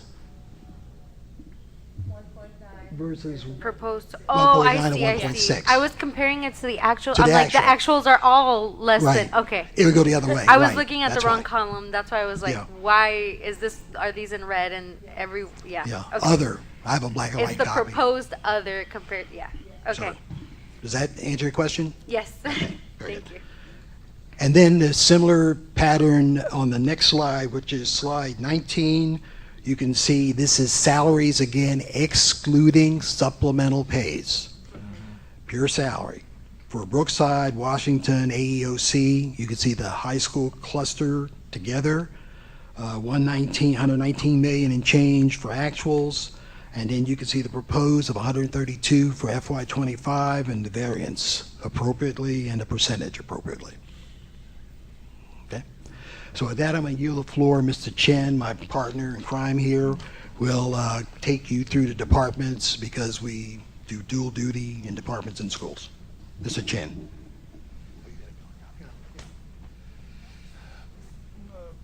Thank you, Mr. Lattimore. Continuing on, we are looking at slide number 20, and now we're looking at the district level division budgets by the offices and departments within each of the respective divisions. So this starts with the Division of Academic Supports and Programs, of course, so that's why it says ASAP at the top and center of the chart. And in the first column, we can see the departments, starting with the Office of Assessment and Data, and going down to the bottom, Teaching and Learning, Strategy and Accountability, ELL, Equity and Inclusion, Diverse Learners, the Area Superintendent's Office, and Student Outreach. So that's from the departments from top to bottom in the left-hand column. This chart excludes the salaries and benefits, so that's why that's stated all the way over to the left. And so in the second column, we can see the FY24 unaudited expenses by each of these departments. compared to the third column, which is the amount of budget being requested in FY25. The next column, that's the dollar amount of the variance. And then, of course, the column all the way over to the right is that turned into a percentage. So we can see generally, we're seeing some increases compared to the FY24 actual expenses compared to the amount of money being requested in FY25 across the majority of these departments. We do see one negative value in row number 2, but that is a relatively a minor decrease. It's about level. Moving on to slide 21. Similar format, again, continuing with the ASAP departments. From top to bottom, we have the Deputy Superintendent's Office, the Welcome Center, IT, and then we have some grants listed individually because basically these grants, they run their programs self-sustaining out of these grants. So we have the 21st Century Grant, we have the EIR grant, Early Childhood 3 to 5, the Early Childhood Prevention Initiative grant, that's 0 to 3, the Truants and Alternative Optional Education Program grant, that's TAOP. And so we can see the FY24 actuals. Again, these exclude salaries and benefits. We can see in the third column the FY25 proposed budget amounts for each of these programs, the variance expressed in dollars in the fourth column, and then as a percentage over to the right in the fifth column. And across the board, we can basically see an increase between the amounts that were actually spent in 24 and the amounts being requested in 25, with the 21st Century Grant right in the middle being about level.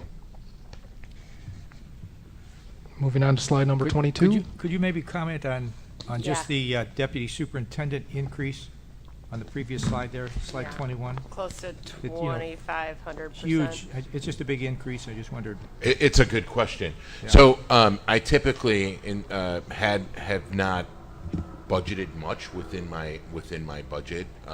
It's primarily been office supplies and professional development for myself, and minimal amounts. So this year, in discussing with Gwen, we did put a lot of professional development not only for my team but also for a number of departments is housed under my budget this particular year. So it's mostly PD, is what you're saying? I don't have it all in front of me, but the bulk of it has been PD. PD. One of those items was related to the teaching and learning into the literacy initiative. Okay. So we're placing that under there. All right. Thank you. At some point, can you give us, is that, will we see that breakdown in the document for the budget development? All of that is in there, right? Yes. As Mr. Lattimore had noted previously, those spreadsheets linked within the presentation slide deck of Budget Workshop number 1 will show all of those details. Okay. Yep. That's my homework. Okay, so looking at slide number 22. Again, we have a couple of grants here. The School Improvement Grant, that's a Title I 1003A grant, and a Teacher Vacancy Grant, followed by the JROTC and the Athletic Department. Again, same format, excluding salaries and benefits. In the second column, we have these FY24 expense totals, the amount being requested in FY25, the dollar amount variance, and then that variance expressed as a percentage. When we see that line at the bottom where it says total and it's in bold, that's the total for all 3 of those slides together. All right. So we're looking at ASAP expenses in FY24 coming out to about 38 million. We're looking at an amount being requested across these departments in 25 at being right around 52 million, with a variance of approximately an increase of 14 million, and that expressed as a percent being about 37.5%. This is a I have- takeaway for you, Deputy Cesario, is I'm interested in the 2024 actuals for the teacher vacancy grant. Just how are we utilizing that money? And it doesn't have to be tonight. If you want to come back and update the board, and then I do know somewhat how we are proposing, but I don't know how much is left in the grant. But I know we had talked about some readjustments related to possibly paying stipends to Live and working. no, yes, that, but to teachers who are doing their Student teaching? student teaching. Student And teaching. then we had talked about possibly an incentive for individuals who choose to make Waukegan their home. So actually, Miss Patty and I met with HR with Mr. Angel Figueroa just this week to talk about those things, and we can give a more detailed breakdown. But one of the things that we spoke about was for those teachers, one aspect was teachers that want to make Waukegan home, but also are coming over from just talking about trying to help with the assistance to For the visas. for the visas. Yes, thank you. Yeah, so that's one.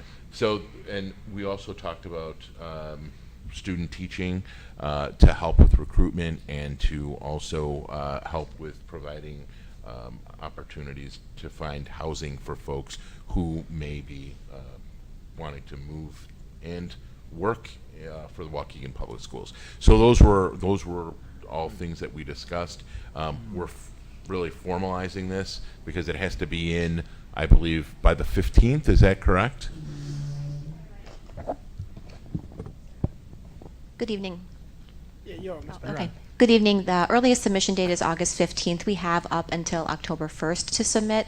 Our goal is to submit as quickly as possible near the August 15th first application date. Been meeting regularly with Bloom Board, our partner on this grant, and there's a lot of new ways that we can also maximize the money, including recent high school graduates being able to help support bachelor's degrees for our students who have recently graduated, as well as providing opportunities for receiving a master's degree, as well as paraprofessionals who would like to become teachers and the like. So there's a lot of updates and new opportunities within the grant that we'd be happy to come back and share. And I know there have been a lot of transitions, but just as a reminder, if we can connect and coordinate with GYO, leverage some of their resources and funds as well. Good. Thank you. Yeah. But I have an additional question though. Thank you, Ms. Patty, and thank you for Dr. Cesario for explaining that. But are we only proposing the 217 because that's what's left in the grant, or? Thank you for the question. The 543 is the actuals that have been spent as of the date that Ms. Polk and her team pulled the expenditure reports. We have up until a through date of the end of the month for this current grant, and then the new grant would start fresh when we submit the application for year 2, and I believe it's 775 that's available for the district for year 2. Okay. So Just so that we know that it's Going up. This yeah. is the first 775, and then there's a next 775. Yeah. Yeah. Okay, and one more question. Does that, Dr. Cesario or Ms. Patty, does that include our initiative about growing our own? That's the GY. Well, they're two different ones, so I want you to go ahead and Oh, elaborate. sorry, yeah. So so we also have the Future Ready or Future Educators program that we're launching here. So for our students, not to be That's confused good. with the grow your own. So, but we are also talking about ways that we can. This is the first year that we're actually launching it. So, but we want to make sure that if it's not allocated in this particular year, that it would be within the next. But really looking at how we can maximize providing supports to our students who are interested in coming back to Waukegan and teaching, but also to develop skills so that they can come back as paraprofessionals first, and then scale up through support here, financial support, to get their bachelor's degree so that they can be teachers in the district as well. Yeah, and I'm so glad that we are talking about our future educators. We used to just call it future teachers, and we had that, and that's how we had many Waukegan graduates in Waukegan Public Schools teaching because of the future teachers program that we had, and I'm glad that it's being resurrected. I have a follow-up question now that you said that, Dr. Cesario. And in relation to the budget, is our teacher grant for, marginalized teachers a part of this? The grant for Black and brown teachers it's not included? That's not part of this specific grant, although we do try to recruit and make sure that we are spreading a wide net to recruit as many teachers as possible from all backgrounds to support our students. And so this is a teacher vacancy grant through ISB to help with teacher shortages, retention, and recruitment of all teachers. Okay. But it's not included in the budget anywhere right now? Right now, it isn't. Okay. It doesn't mean that we can't look into incorporate. it. That's correct. Okay. Yeah. And again, just to reiterate, with the future educators, aspects of that are not in there currently. Okay. Because we're just launching it this year, but that's part of what we want to do moving forward. So everything that we discussed, we're open to these suggestions and input and ideas so that we can maximize these dollars and make Right, sure that we're addressing the needs of- so that just begs my question. Does the state still have the minority educators grant? I think that's what it was. That's what I was referring to. Okay, yeah, because So not to confuse it and not to speak for them, but part of why I mentioned GYO Yeah. is Grow Your Own is a separate entity that is not associated with No. Waukegan Public Schools. Right. They receive state funding, and it's probably from that same grant and funding source that you all are speaking of. And what they do is they recruit all teachers, but they try and target teachers of color. And then part of the requirement is that they go and teach, and don't hold me to it, either 3, 5, or 7 years in a high needs district. So part of, they are already actively, there's a Lake County chapter and a Cook County chapter, and so they're already doing those type of works, and they recruit on an annual basis. So we have our own funds that we're leveraging, right? Yeah. And then we also should be leveraging Sharing theirs as well, the right? information, And then yeah. part of what they target specifically, where we're talking about newer teachers, those that are just graduating, they will do some of that, but part of the way that you capitalize on using all of those resources is they actually look for individuals with some college. So if you have a paraprofessional that has an associate's, they're more likely to be accepted into the program because they have, based on their model, they're more likely to complete the program, because the fear and the risk is if people don't complete and get the degrees, they have to pay back those loans. So it's very important that as we are helping individuals out, we know what all resources are that exist. We go after some on our own, and we leverage the community partners that are also going after those resources as well. All right. Okay, so I would like to clarify, so we're still looking at slide 22, and I know we were just talking about the teacher vacancy grant. When we're looking at those FY 2025 proposed budget amounts, okay, so with the teacher vacancy grant, we're talking about that $217,561 figure. That's a projection. We don't know what the actual allocation is going to be at the time we did this. And so, for example, another thing with the school improvement grant 1003A, up above that 498,828. Sometimes with these grants, those final allocations are subject to change once the state receives all of the final expenditure reports from the previous year, so on and so forth. So that's one thing to keep in mind, that these are projected amounts for most of the grants on this page as of the time when we produced this slide deck. And the other thing to keep in mind as well is that these proposed amounts, they do exclude salaries and benefits as highlighted on the left side. Okay, moving on. Slide number 23. So some of the major initiatives from the ASAP division. Here we can see the high school transformation, the middle school redesign, curriculum alignment, the African American Male Achievement Initiative, literacy program, and social and emotional interventions. Moving on to slide 24.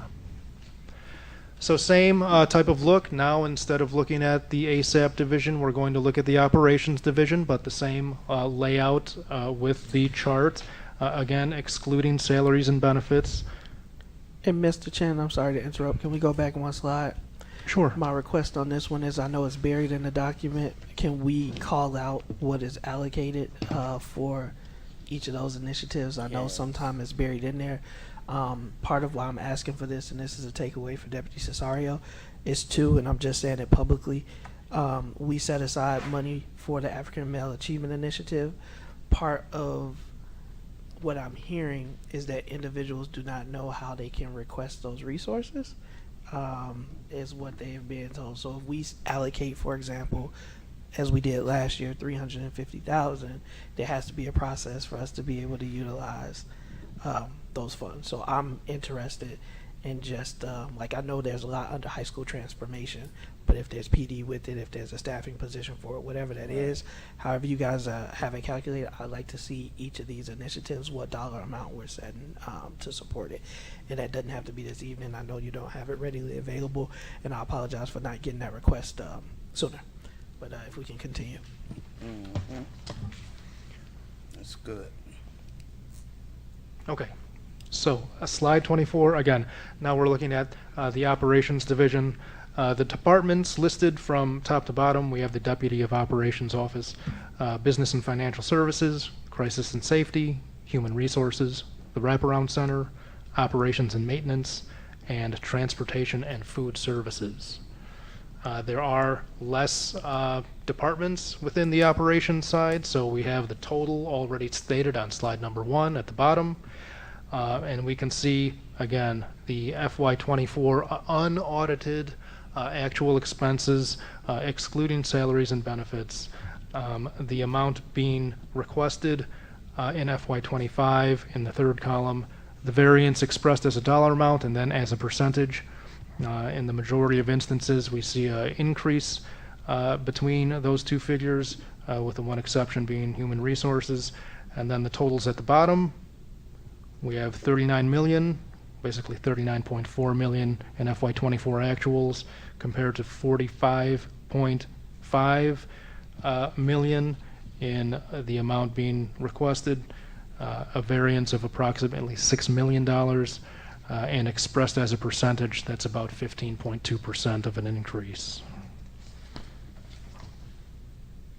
Slide 25. Major initiatives under the operations division: recruitment and retention, the wraparound services, capital improvement projects, implementing the time and attendance system, and security upgrades. And same request for these slides as well. Thank you. Okay. So this slide here just points out, it's just a simple statement, so I'll just read it as is. At present, there are no budget reductions, but the approved budget will be reviewed and revised as needed to ensure fiscal stability, as well as to meet the greatest needs as identified by district leaders and other constituents. In other words, as Ms. Polk and we've all said, it's a living document subject to shifting priorities and areas of need, and of course wanting to maximize our return on investment and dedicate every penny to the greatest, areas of influence to address our areas of greatest need, of course. So with that said, I'll hand it over to Mr. Luosa to continue the presentation.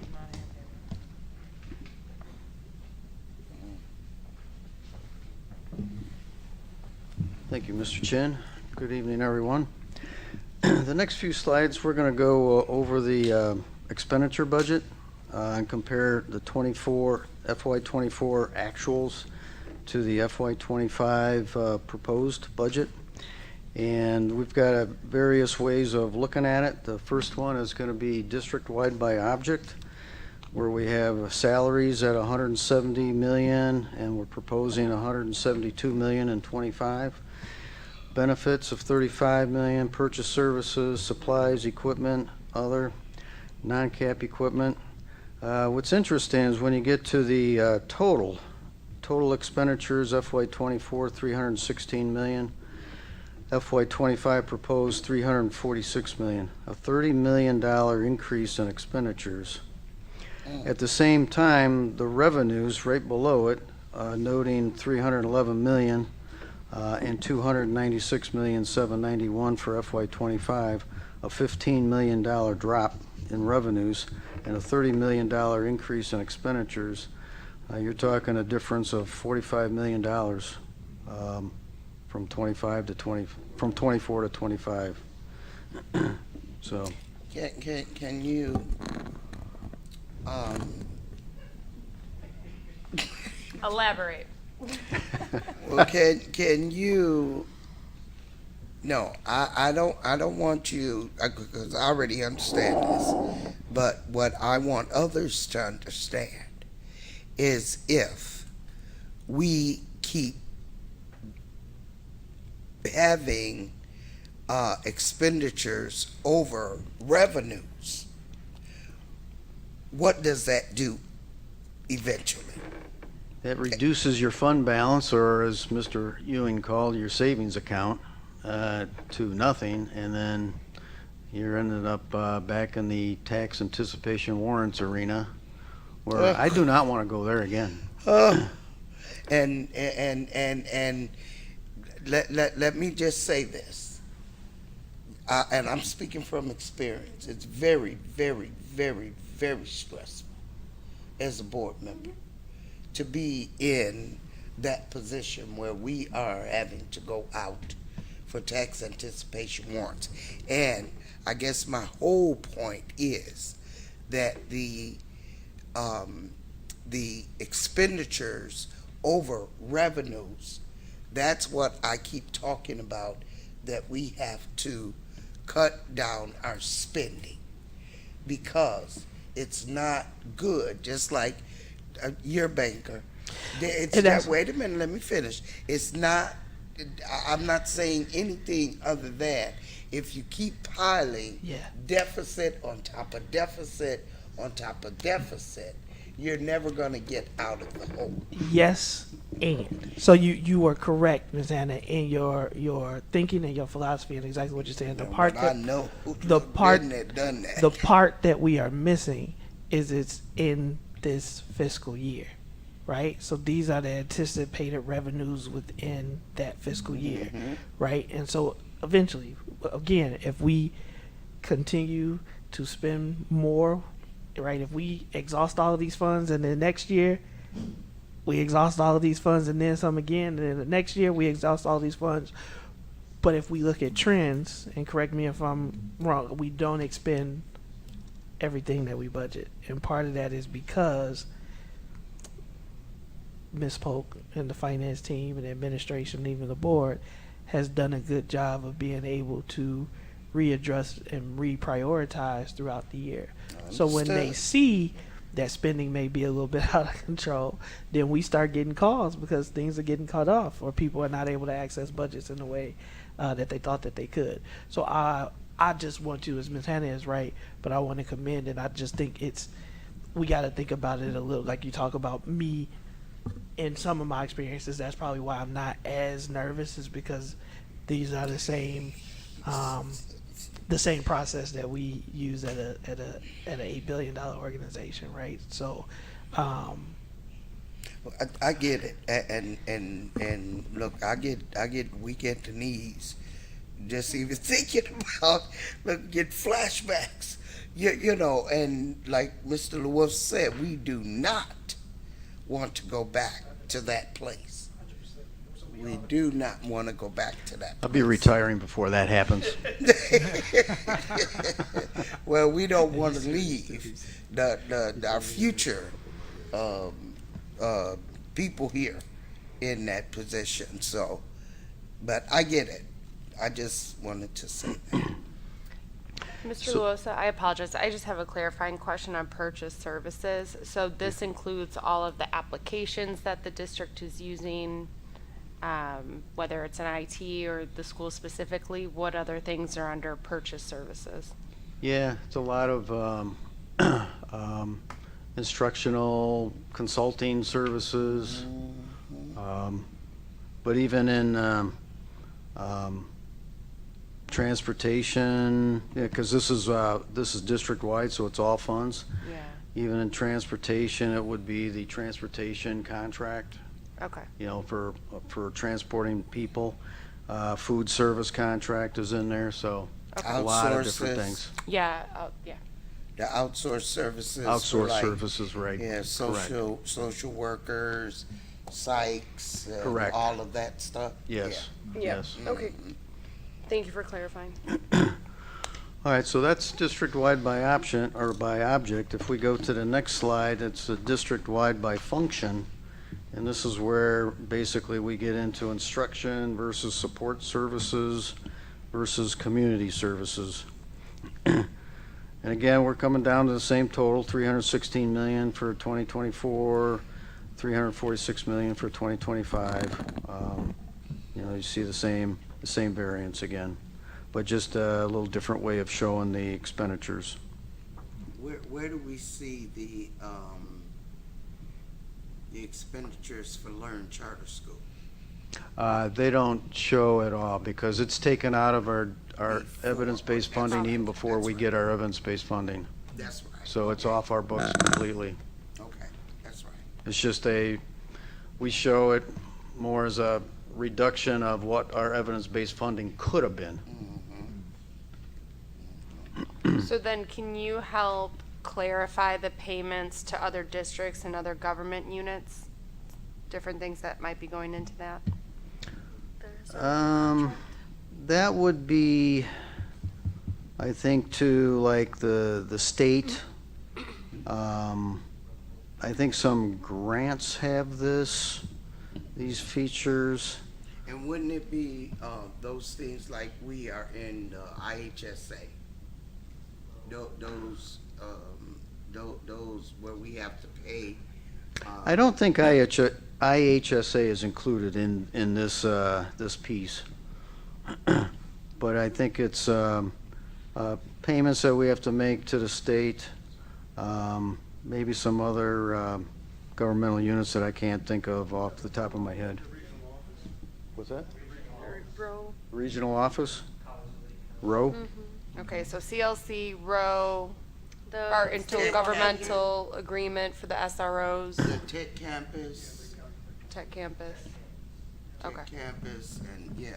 Okay. And when I'm looking at the report sometime, I would see like schools like payment to, and I'm just picking something out of the top of my head, to Libertyville High School. Why would we be paying Libertyville High School?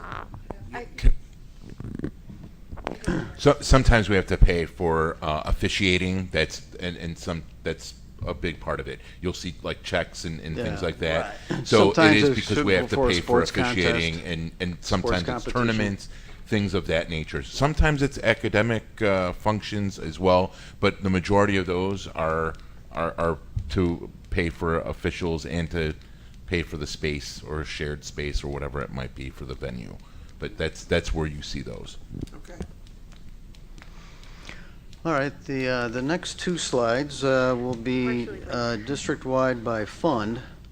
And the fund is noted on the left side, so education, of course, is the largest. 2025 proposed $278 million.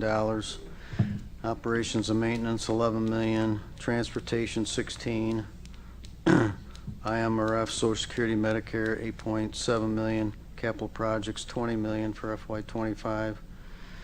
Going to the next page after that, we got a couple more funds. The Tort Fund, 4.7 million.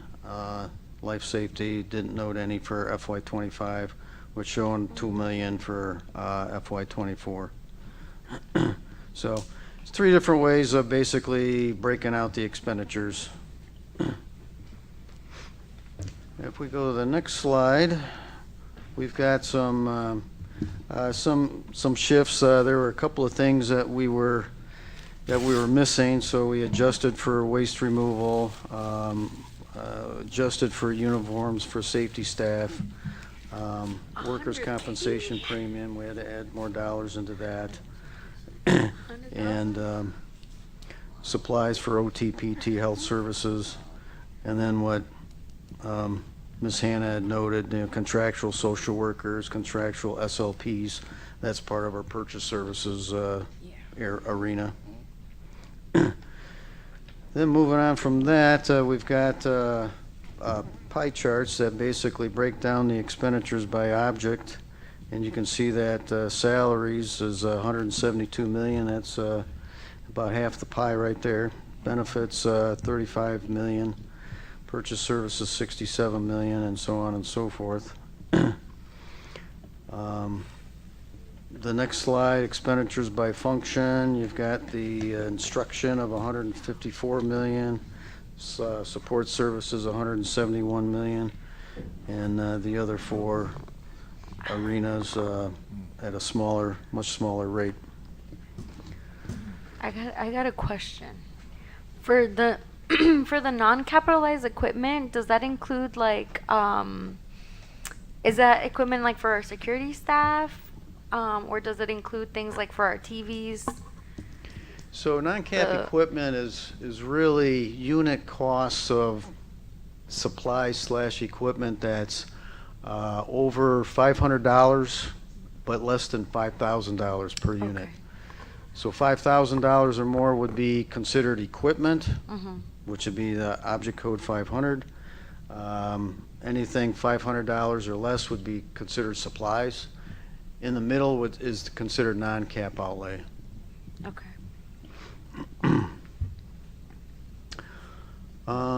Expenditures by fund, the pie graph notes, of course, the ed fund running away with it, 278 million, which is looks like more than 75% of the total budget, and the other funds are noted there. Additional considerations district-wide. The property tax extension remains level, and it has remained level for approximately 4 years. Ms. Polk is probably going to be grappling with that, but Glad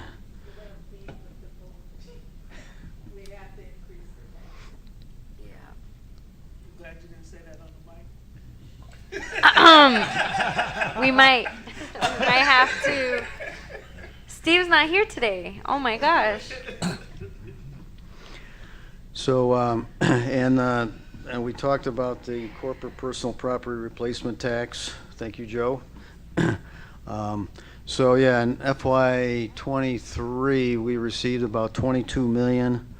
FY24 we received 15 million, and from what I reported on our first payment of FY25 that we received, it's 1.3 million lower than FY24's receipt in July. So it looks like that's on a downward trend. Other considerations, increase in compensation, the 6% cap penalty for TRS, shift of retirement costs to district from the state, which is the TRS and IMRF that were talked about sooner or earlier. Would we get a lead time for if that happens? I would think so. I would highly think so, because it's going to be a major change for everybody in the state. In the state. Major change. Okay. And that's how come we as board members need to be lobbying those legislators and telling them, don't do it. Schools can't afford that. Mm-hmm. Look, they should have been keeping their hand out of the cookie jar from the beginning. And that's just the truth. Yeah. They were messing with the pension fund. Oh, yeah. For all these years, absolutely. And we've also seen increased enrollment in Learn Charter School, which could lead to the next point, declining enrollment in our schools. And of course, always item to consider is the workers' comp claims. So really quick, I do want to make a comment with the declining enrollment. So obviously, if there's increased students going to Learn Charter, that's going to contribute it toward our decline in enrollment. There's also another aspect that we as a board just want to monitor, that as new generations of people are ready for having kids in their life, it is much more expensive to have kids in their life. So there are, oh my God, is it Gen Z that's behind millennials? Right? That's how that goes. Like Gen Z people are not having kids as often because it's hard to afford, right? And so I think we're going to see that reoccurring until the bigger picture of society makes it easier to afford children. But it's not just our district either. Declining yeah. enrollment throughout the state. So Yeah, I mean, yeah, it's it's more statewide. than just Yeah. Is that a declining enrollment in public schools, you're saying? Yes.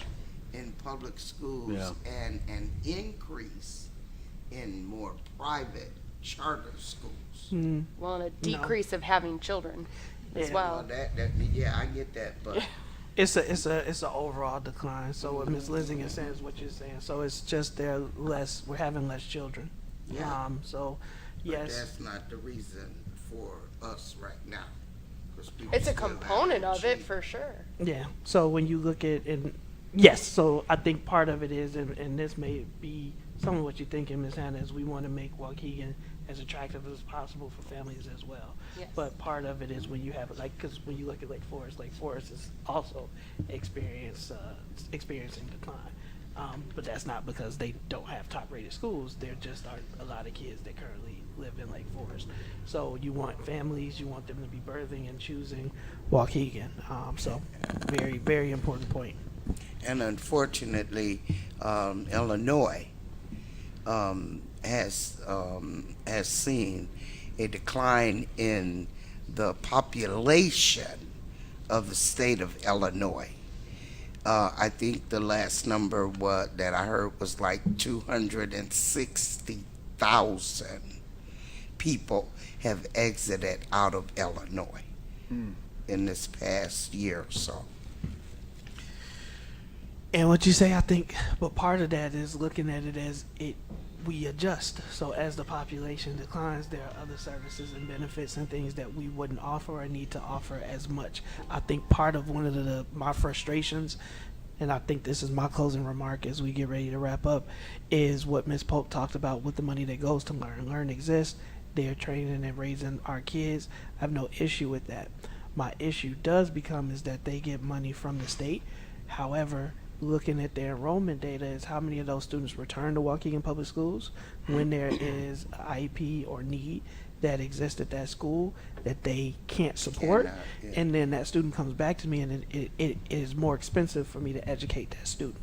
And so that is the part that we don't talk about, is you can cherry pick in kindergarten and first grade and in second grade, and then as those students' needs become more pronounced or proficient or aware, you then decide that you don't have the facilities or the resources to be able to accommodate, and those students come back to us, and we rightfully so, but have an obligation to educate that child.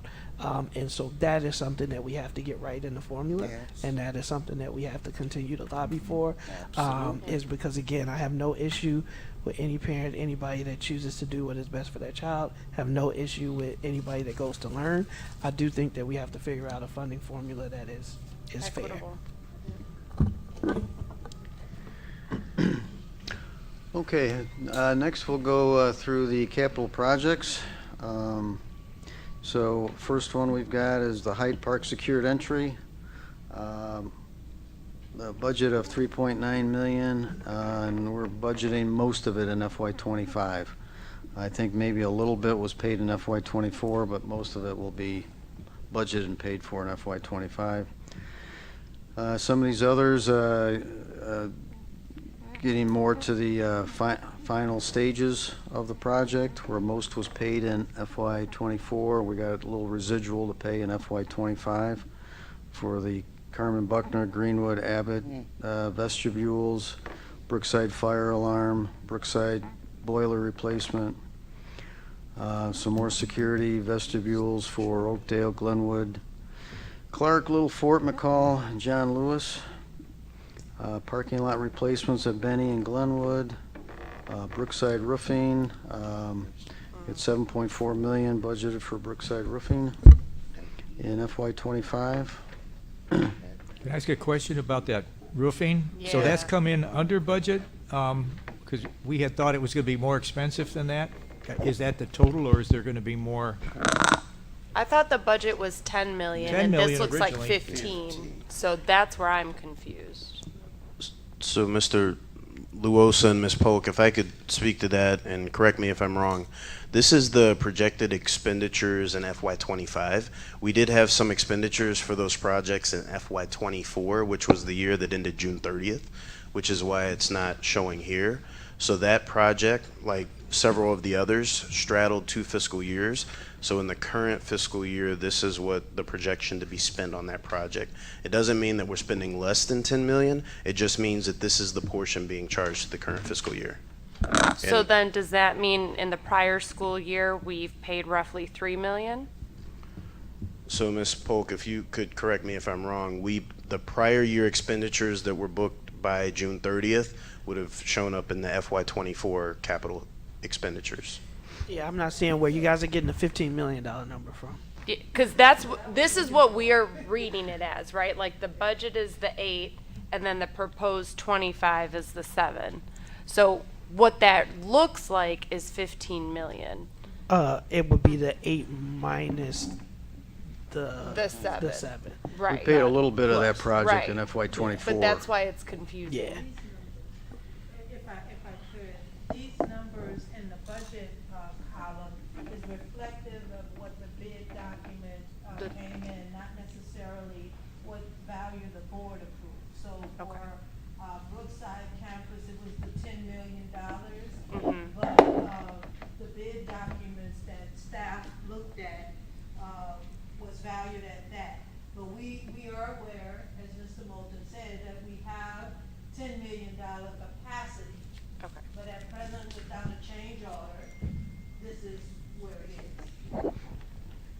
And if I may, Did you have to add to that? Yes, thank you, Board President. So just to add, when we bring these projects to the board, we have allowances for contingency, architect costs, advertising costs, plus base bid and any alternates associated with the project. So I believe that's the delineation Ms. Polk is speaking about. So even though we have the authority, this base bid amount is what was reflected in the documents, and that's what they're going off of for this spreadsheet. What the board is saying, Deputy Bolton, is we like this number. So Because it's Keep under it that way. Because it's under the Under 10. budget. It's under budget. yeah, but and so look, y'all know me. I always got my hand out, and I want something. And I would really like for some type of assessment to be done in reference to the schools that are increasing the number of students that are handicapped, and we need to make building adjustments for those handicapped students. And so if we need a ramp to make our school IDEA compliance, we need to do that, because, and I'm saying this up front as preventative, because if we get any parent that takes and puts in a complaint to IDEA, and I'm just saying that we need to be mindful of that, and we need to be we need to be devising some sort of strategy, because that that population, student population, is increasing, and we need to have a plan to be able to make our buildings IDEA compliant. If I could respond to that, Ms. Hannah, I appreciate that. That is something in collaboration with operations, the legal department, as well as the diverse learners department, has started to discuss looking at the legal parameters of what we're required to do, which is program accessibility based on the age of some of our buildings versus going above and beyond, so we don't have restrictive buildings for certain programs. So we can certainly follow up on some information as we explore that collaboratively. And I thank you for that, but I just want to make my position known. We're not going to play shell games with our students and shift our students around just because one building may be IDEA compliant, but another was not. So we're going to take it and we're going to shift the student. No, we need to fix our buildings to be where they are all IDEA compliant, and even if it's not for not for the students today, we're going to have those students. We're getting a lot of students, a lot of incidents of multiple sclerosis, multiple dystrophy, and different incidents and situations where our children are going to have this access, and so we don't want to be caught in the last minute or trying to play catch up. And so, look, we're doing different things. So, what's wrong putting in a ramp or something? Thank you, Ms. Hannah. We'll follow up with some more details on that. Thank you. Mm-hmm. Okay, go ahead. But I have to say that if that is a priority, but it is not a mandate, and we choose to do it, we're going to have to reduce something else. Because the budget that we are proposing to you right now is at the limit. If we spend any more, then we have to do a deficit reduction plan. So I have to, I'm obligated to tell you that if we choose to do it, it's at the leisure of the board, it's at the leisure of administration. But if we do that, we're either going to submit a budget that is deficit, or we have to reduce something else. I could find a whole lot of things that we can reduce. Okay? A whole lot. My 2 cents on this is that in an ideal world, yes. Right? I think the obvious answer is yes. Unfortunately, we don't have the finances to operate as if we're in an ideal world. So to President Ewing's point that he constantly brings up is the listing of the capital projects, and that's something that we can be forward thinking about and making sure we're building in. But to Ms. Polk's point, we don't have the finances to just snap our fingers and be able to put it in place for all of our students now. And that's how come in the profession that we're in, educating children should be the focus. Okay? And so whether it doesn't matter what type of children that we have to educate children. And what I'm saying is, just like the capital capital projects was prioritized, right?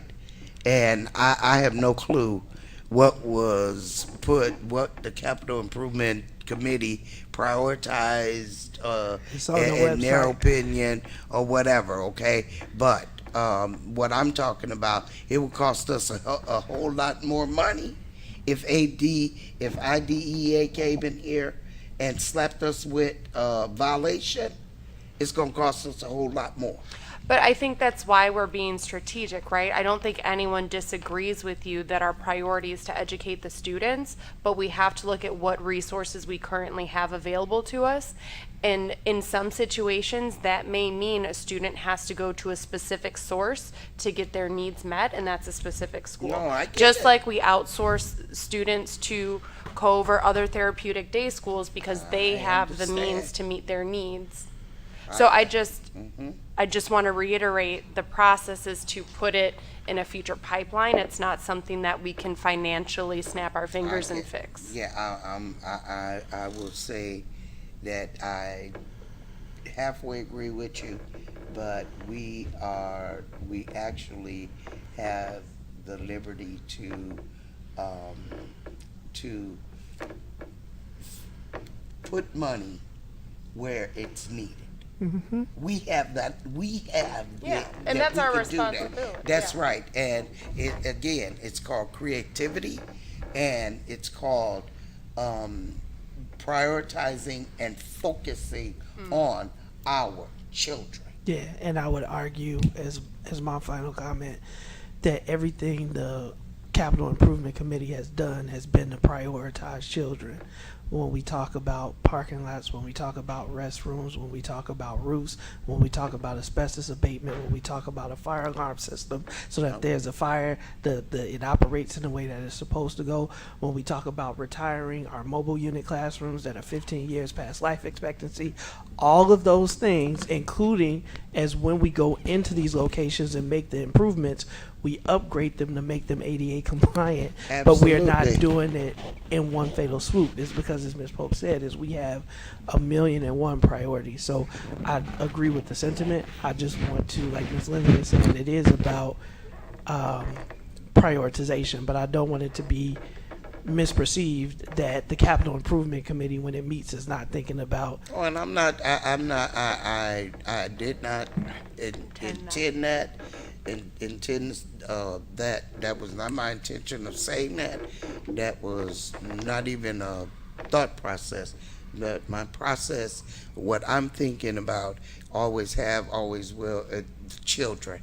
And the children, you know, we may think that we may think that a secure, and I'm just picking one, that a security entry vestibule, right, is a priority, right?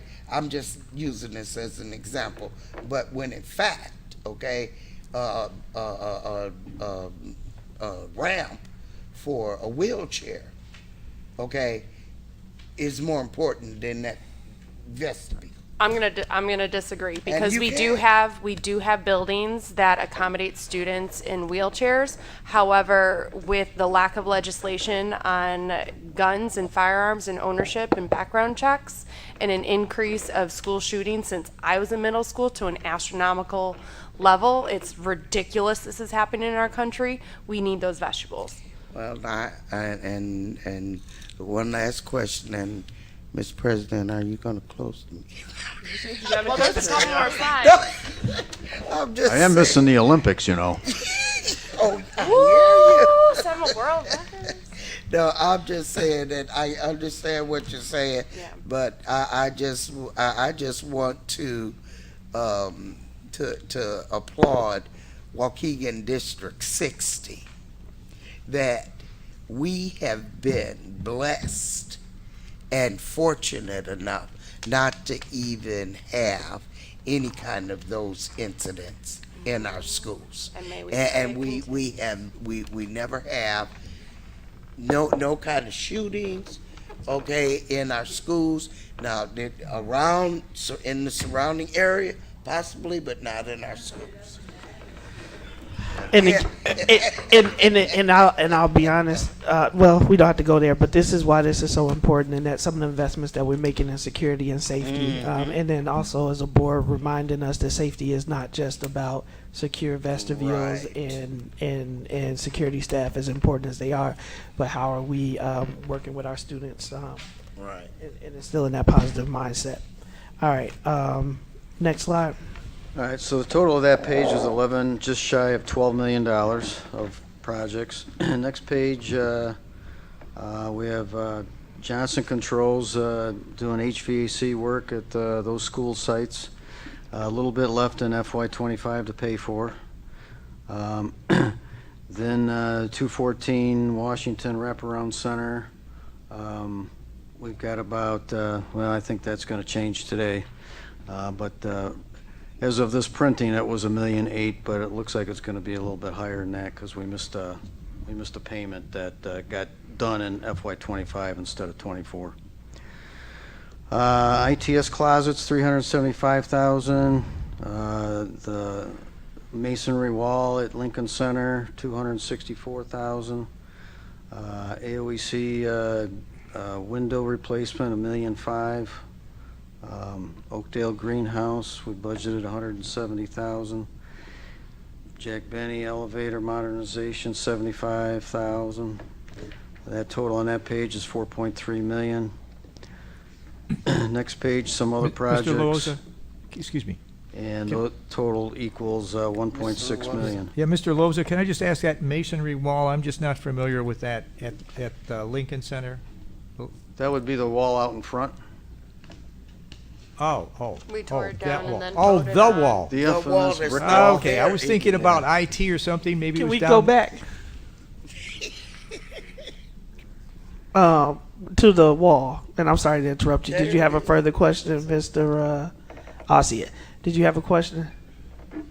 No, that was my question. I wasn't thinking of the wall out there. I was So, thinking of so Deputy Moulton, this 264 represents a replacement of that wall. That is correct. Based on what we originally presented to the board, funds were allocated for that.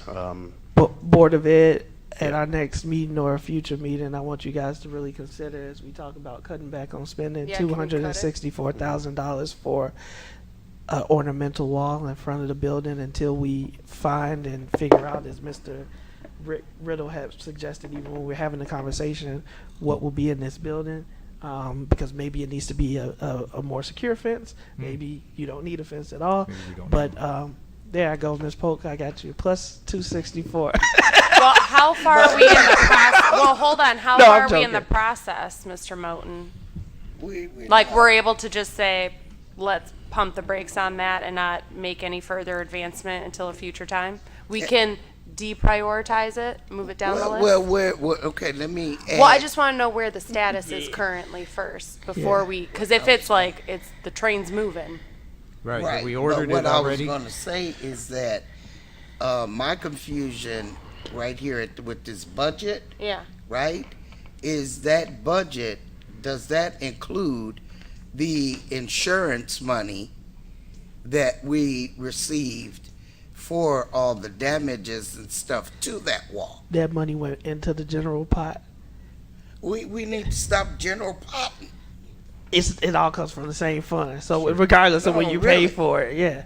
Put the money where so that it you know, so We have that Mr. Moten if ask there's a question. too much coming out the pot, might take somebody else's stuff.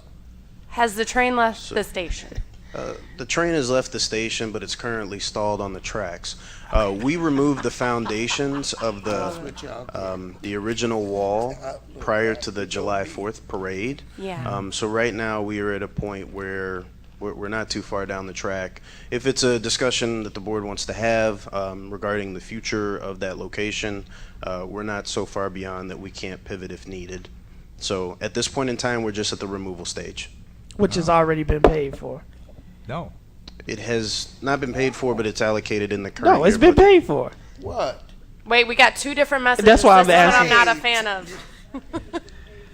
There's Well, so the work that was recently done this summer is in the 264 allocation. Okay, so it hasn't been paid for. The work has been completed, but a part of that is still.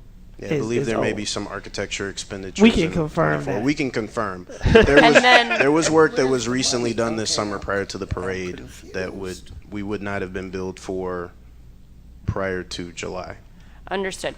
And then with that, when we come back with the clear picture on that, any insurance money implications, right, I that need wanna to go know with it? what happened to the, don't y'all do that. So it's a discussion. The insurance money went back into the general pot. That's exactly. We're telling you. But I did.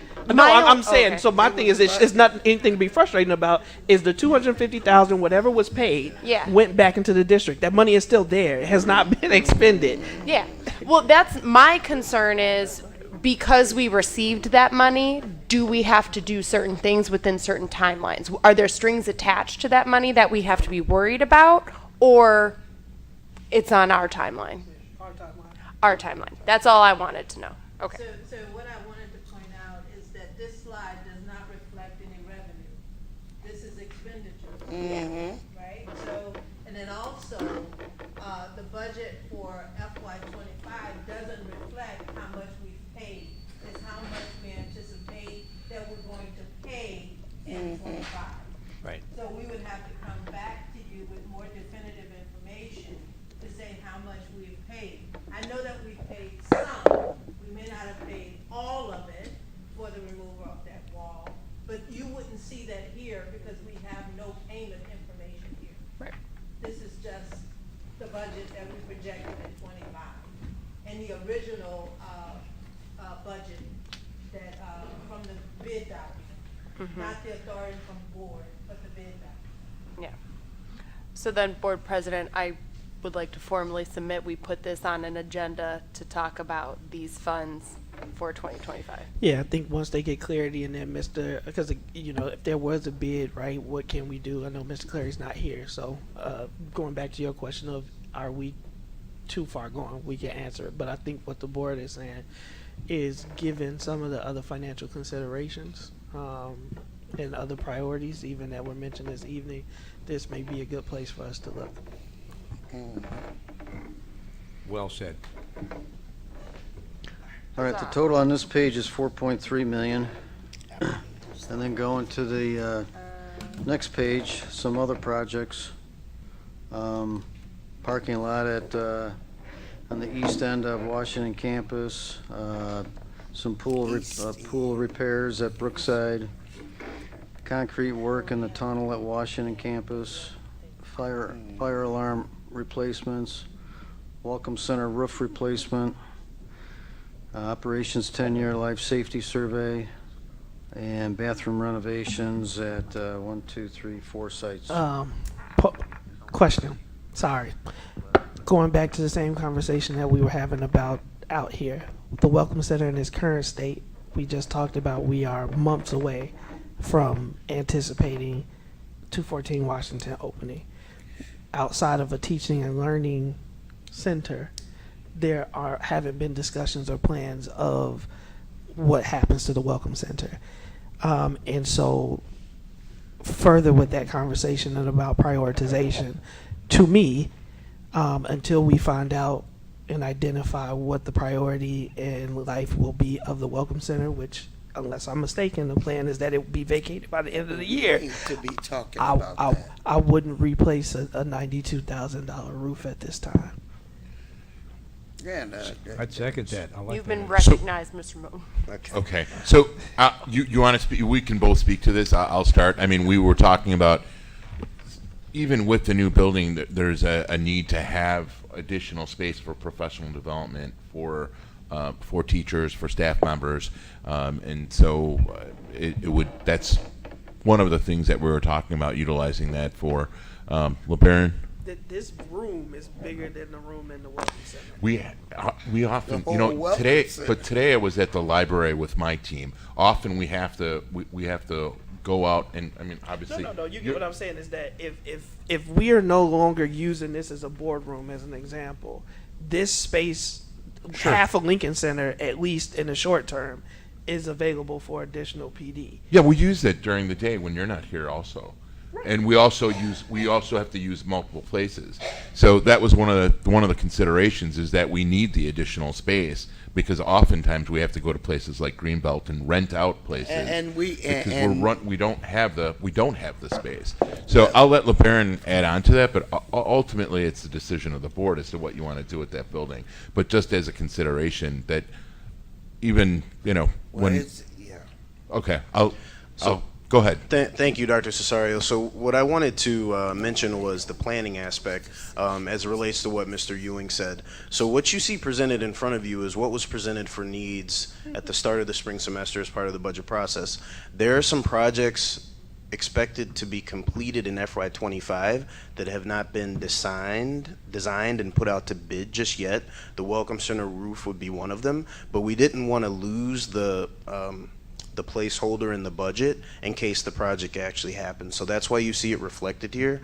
However, similar to the discussion that was just had about the wall at Lincoln Center, the masonry wall, we're evaluating the need and the priority, but just know that that is one of the items that we have not designed, unlike the concrete work at Washington campus, for example, which is we needed to do that for safety reasons, et cetera. So I just wanted to point that out. We're not currently under contract for that specific line item to do that work, but as Dr. Cesario mentioned, it was originally provided to be an additional training site for the district because we're limited on space. So that's a further conversation, but I wanted to point out, not designed, funds not expended, and funds not guaranteed yet, but we didn't want to lose based on the potential that it may need to be completed this year. And if I may, Mr. President, this last thing I'm going to say. But first off, the board needs to be involved in any planning, designing of anything that changes in any major way in this school district. The board should be brought before the Board of Education as an introduction before anything is cemented or to allocate funds for. All the plans, all that, everything needs to be brought before the Board of Education before it is okayed by administration. The chain of command is that it comes before the Board of Education. Even in the planning, we are the planners, we are the allocators of the money, and we have an obligation to the constituents to know what's being planned, what the money that we're going to approve, all of that. We're supposed to know about that before it's done, not when it's done, then you all bring it to us.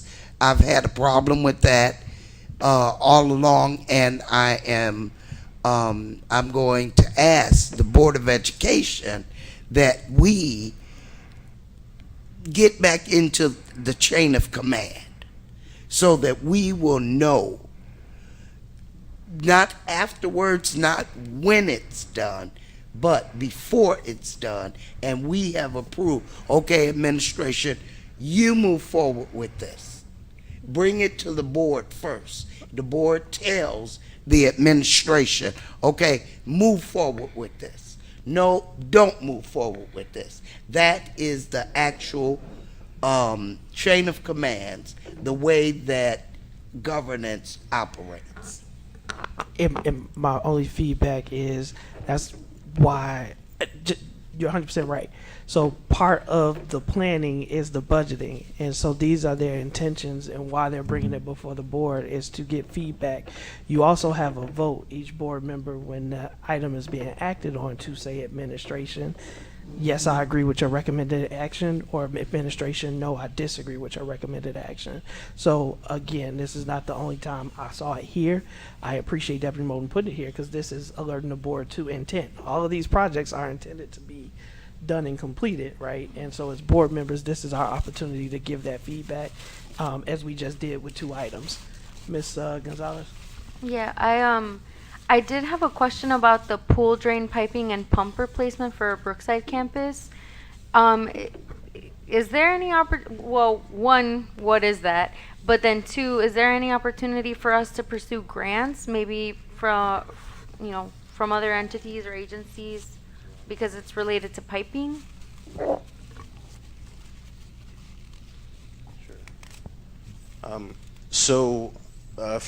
Thank you for the question. For those of you who don't know, the pool, we had an issue with the pool last year. The pool was down most of the year. So we had to investigate and hire an aquatics engineer, which is more of a specialty area that our architects were not as familiar with, in order to replace some piping, pump, etc., to make the pool active again. So we've been able to do that. We did have to modify a scope a little bit, but that's what that is. It's in order for us to have the pool and the pump in order to regulate the pool and the chemical balance, etc. Oh, okay. So as far as grant funds for that, we didn't necessarily look into any specific grant funds at the time because it was a need of the school and we have a lot of capital need. The grant that we were able to acquire through ISB, we allocated towards the Brookside roofing replacement. Okay. Did that hinder the season for the swimmers or anybody who utilized the pool? So the season was relocated last school year. Okay. It didn't happen. Practices weren't able to happen at the Brookside campus. And Mr. Briner, did you want to add to that? Sure. The pool is up and running now, so we'll have the season this year at the Brookside campus. So Great. we're good to go. Okay. Good job. Good. Awesome. Next slide.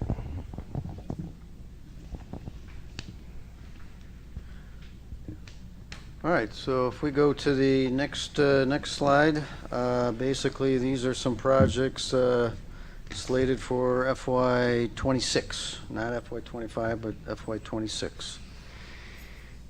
North Elementary parking lot expansion, mobile removal, Brookside Trap Auditorium upgrades, mobile classroom removal, Whittier Washington Elementary, Glen Flora, outdoor classroom at Washington campus, Major League upgrades at Weiss Field, storm drain. Whoa. The upgrades at Weiss Field, does those include the sound system or no? It's a complete overhaul, but that's FY26, which, depending on how this year goes, is a complete wish list. So I personally wouldn't want to spend too much time this evening. No. But I if got we do get a excited. proposals, Ms. Feel like that's Gonzalez a is small saying that it win. We could includes all a get sound behind. system. It's not a new track. It's a new sound system. Okay. I'll save it for 2026. Well, next year. See, it's a can of worms. No, the we're not answer is gonna no. be here. Right. And if Right. you all, So I'll save it for when I can witness it. and if you all would, I would like to somewhere, the $13 million price tag that capital improvement has the committee has put on there. I would really like to see that because I've gotten different numbers, much lower numbers on the renovating the Weiss Field, and I'd really like to see the compilation of where that 13 million comes from. So this isn't a replace, it's not a tear down redo, it's an enhance. No, it's a complete overhaul. See, we're on different pages. No, that's what I'm saying. So Yeah. yes, the price tag may be different because when you see the plan, you'll understand that it's not just redoing the field or No, right. or so Taking- again removing, at an upcoming meeting features, if we can. everything. Yep. And we're going to talk about how the track lanes are going to be expanded. Love it. Within this scope would be everything with the exception of the new lights. Which are already The paid what? for. Everything with the exception of the new lights. Well, we don't need no lights. We just got them. That's his point. So everything else. So we can certainly provide that information at a future meeting. It is a big price tag. I do want to go back, if it's okay, Mr. Luosa, the two items, conferring with Mr. Briner, we want to make sure the board is fully informed of this. We have not had an opportunity to have an OSC prior to this meeting. If we could, Mr. White, go back one slide. I'm sorry, go back 2 slides. Slide 27. As several of you attended the... 37. I'm sorry, Stay here. 37. Don't move. Thank you, 37. This is the right slide. As several of you attended the greenhouse ribbon cutting at Yeah. Oakdale earlier this summer, we have... there's a budget here of $170,000. We have not expended any funds towards that because we have not brought that to the board for approval as of yet. However, based on some reiterations of the scope and design due to some bid amounts we received, the allocations for that and working with the operations and the finance team are going to need to be adjusted because based on 2 different versions in scope, the value that we received on that project was $400,000. Now, the family has received donations up to $80,000 to go towards that project, and they're going to keep that open and continue.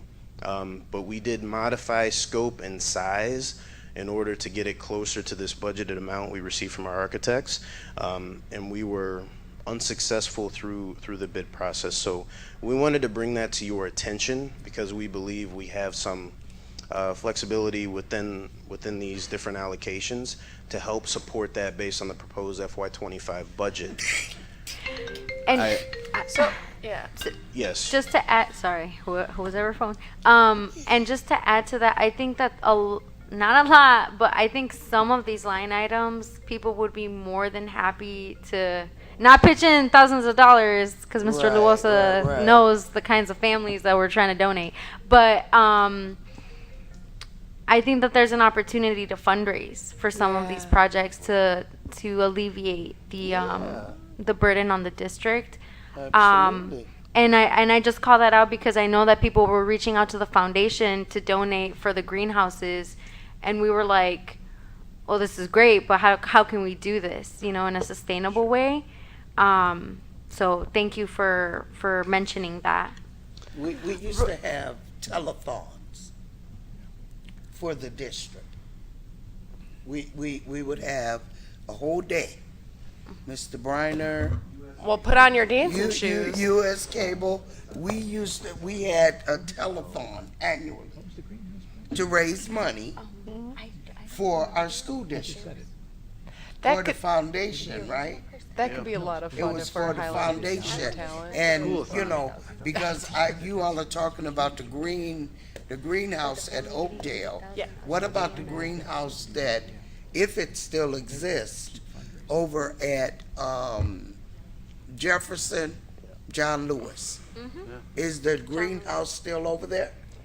Yes. Sure, it's being used. Okay, well, good. It suffered Green. a couple Runs it. incidents. but- Okay, very good. Yeah. So I think the family is part of it is, and then I want to move through it, is we want to be able to get the greenhouse done, but the family is still helping to take collections in order to help offset the cost. So yes, and then in future, and I know you guys know this with the foundation, but if people want to donate to the 501c3 for a specific issue and cause, and then use those funds to redirect them to the district, that's always an option as well. Sorry, super fast with the greenhouse. My understanding was that it was modular, so that what we can afford to establish now can still be built on later as additional funding becomes available.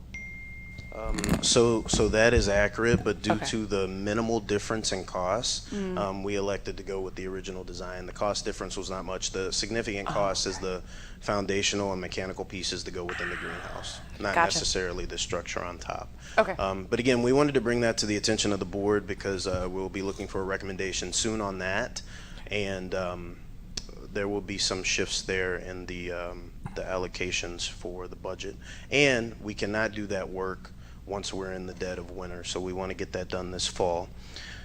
Mr. Moulton, can I yes. ask you again to repeat what that went up to and what the figure is that you're going to bring to the board? Because it says 170 here. What did you tell us you're going to bring?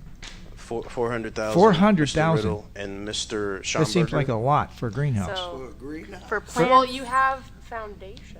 Well, I understand that, but this is not a greenhouse like at Jack Benny. This is a small elementary school, you know, with a small greenhouse, and the family itself was talking about, you know, bringing the price tag down so that they could fundraise for it, and they were talking about, because I was there too, they were talking about a modular greenhouse.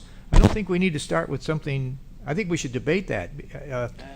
Talk about it a little bit. Bring it to the board. Bring it to the so board, we that particular item, before moving forward with $500,000 practically of a greenhouse for an elementary school. So, Because sometimes those things get used and sometimes they don't. Don't Cook they? Right. had it for a long time, it was used, then it wasn't used, then it That's right. it began We'll to be use used. the funds for the wall.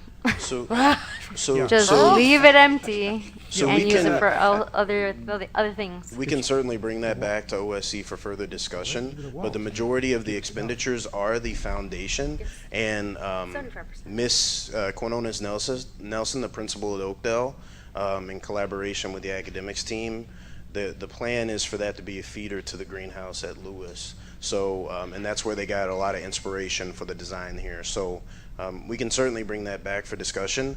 We did modify scope. We tried. The cost difference was not significant. The primary cost was the foundation, excuse me, as well as some utilities for gas, electric, things like that. And just to add on, and maybe this can be part of the conversation if we're bringing it back, right, is students, I think, need to re-engage with agriculture and learning, especially with how farms are going nowadays. So, and I'm going to schedule a time to talk with you, Board President, about a couple of different things that maybe we can add to the agenda. But there's a quick curve that we're going to see with our future with AI and other technologies. Reduction in or increase in automation reduces aspects of the workforce. There's a whole bunch of things that we need to be thinking proactively about to benefit our students' futures. And I think pushing agriculture is an aspect that they need to have a foundation in, because we might need to return to individual or homesteading or local farming, that sort of thing. So Yes. I think it's a vital investment, but to your point, Mr. Riddle, we need to make sure that they're being used. Absolutely. Just like any other program we introduce, we have to make sure it's being utilized. Also, we need to then, if you're going to spend, you know, 400,000 for something like that, and you're going to have heat in it, and you're going to have electric and water and all those resources, you're going to want that thing used, Yep. and you're going to need probably to have a teacher with a specialty, so you have to factor that in. Yeah. And that's Yeah. part of the problem that they had at Cook. I know they had that at Abbott, where at one point they had a teacher that was gung-ho, and they got they had funding, and they built a garden and everything else, and then after a couple of years, that teacher left. And It needs to become disappeared, a and district priority, it has right? to become Not a- an individual yes. school So building's that's why I think priority. we as a board need to discuss, maybe Right. before we spend, Before we that spend, kind of money. You can absolutely. put up a small greenhouse and start small and put it up there because while the children are there, they could at least plant some stuff. You need a teacher to take care of it during the summer. Otherwise, that's what happened That's at right. Abbott, is it didn't go because they couldn't get anybody to run it during the summer. That's right. They didn't have a greenhouse, but they had a garden. So this is how we get creative. So I think we need a discussion We, on it. that's fine. So that's on there. So discussion item to come back, and then I think part of us talking about being creative and to solve these problems is Mr. Green.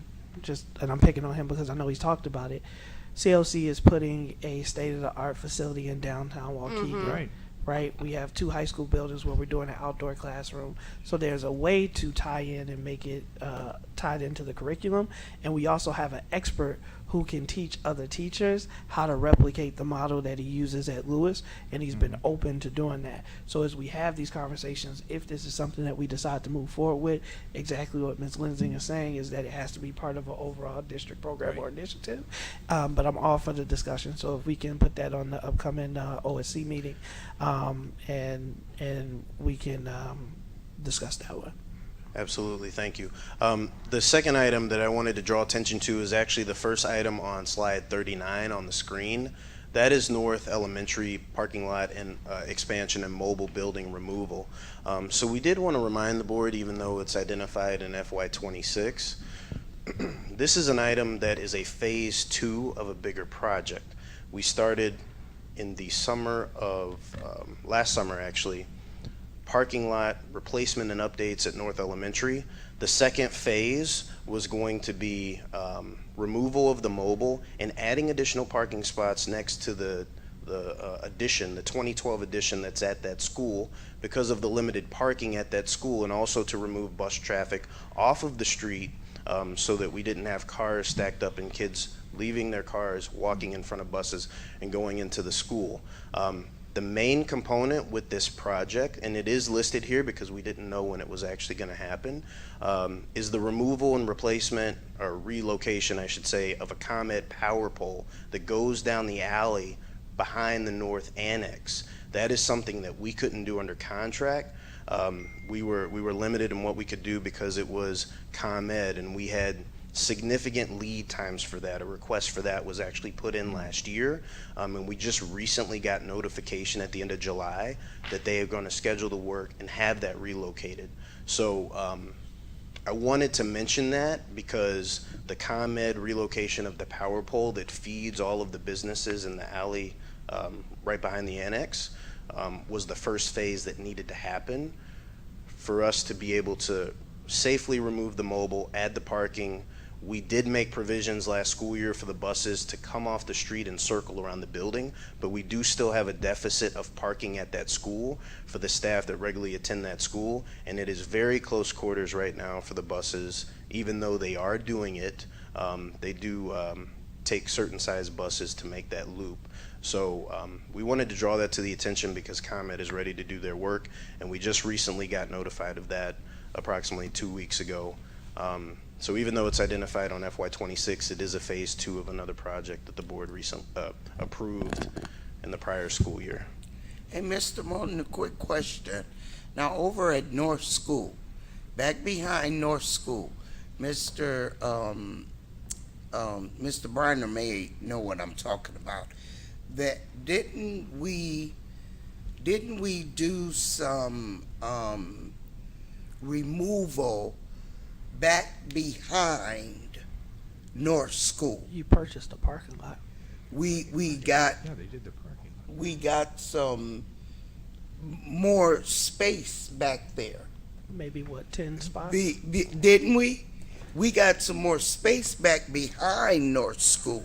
I think that's what you're talking Going about. toward, nope, not at the alley, not where that, not where the mobile is, back behind.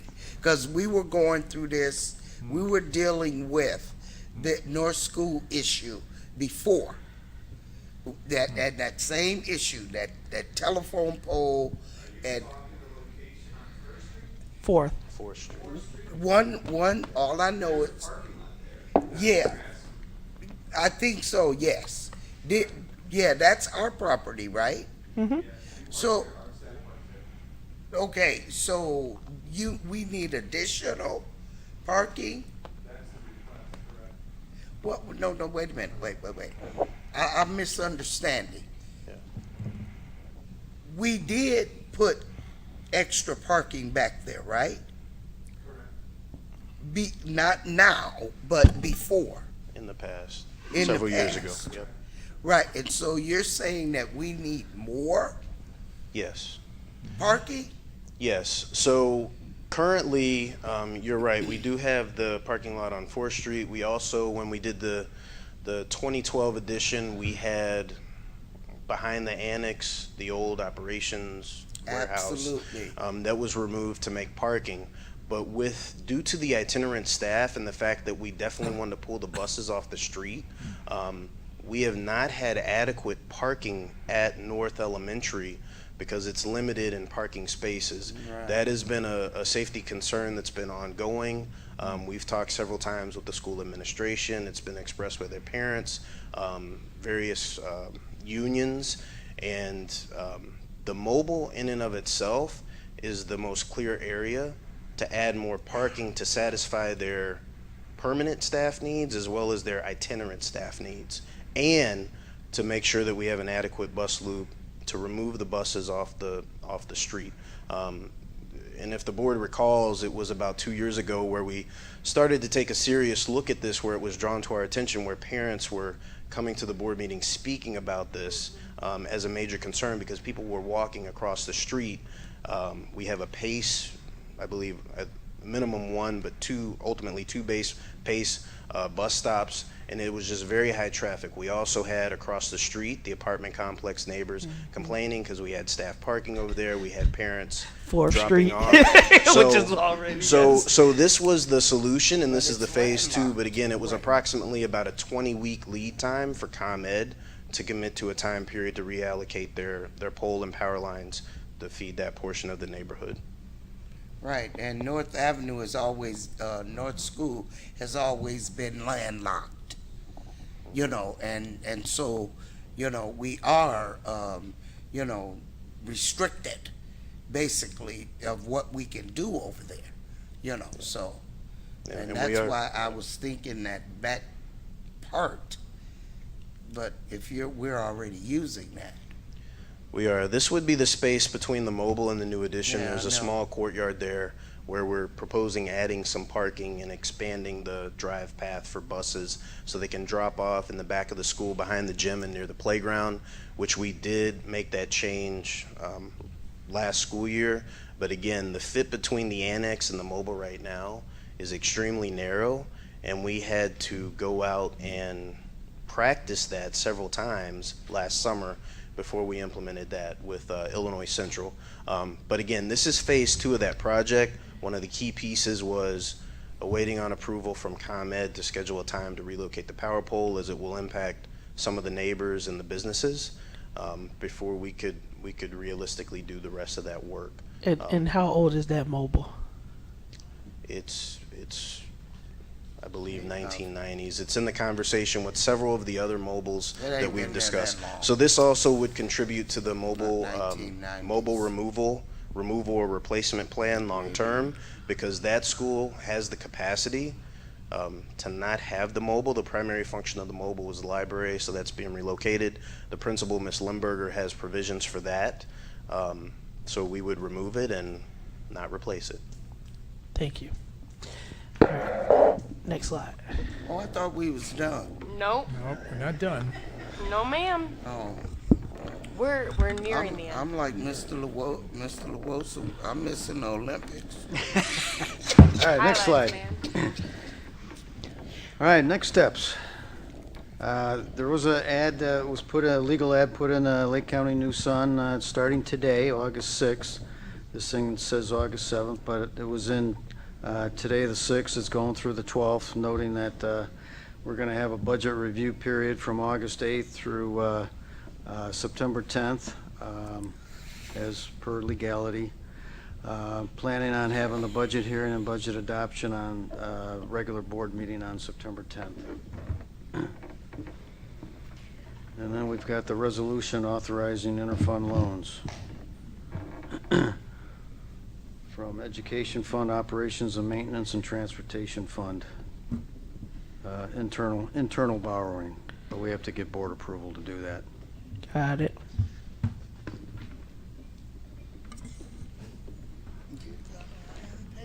All right. I think that's it.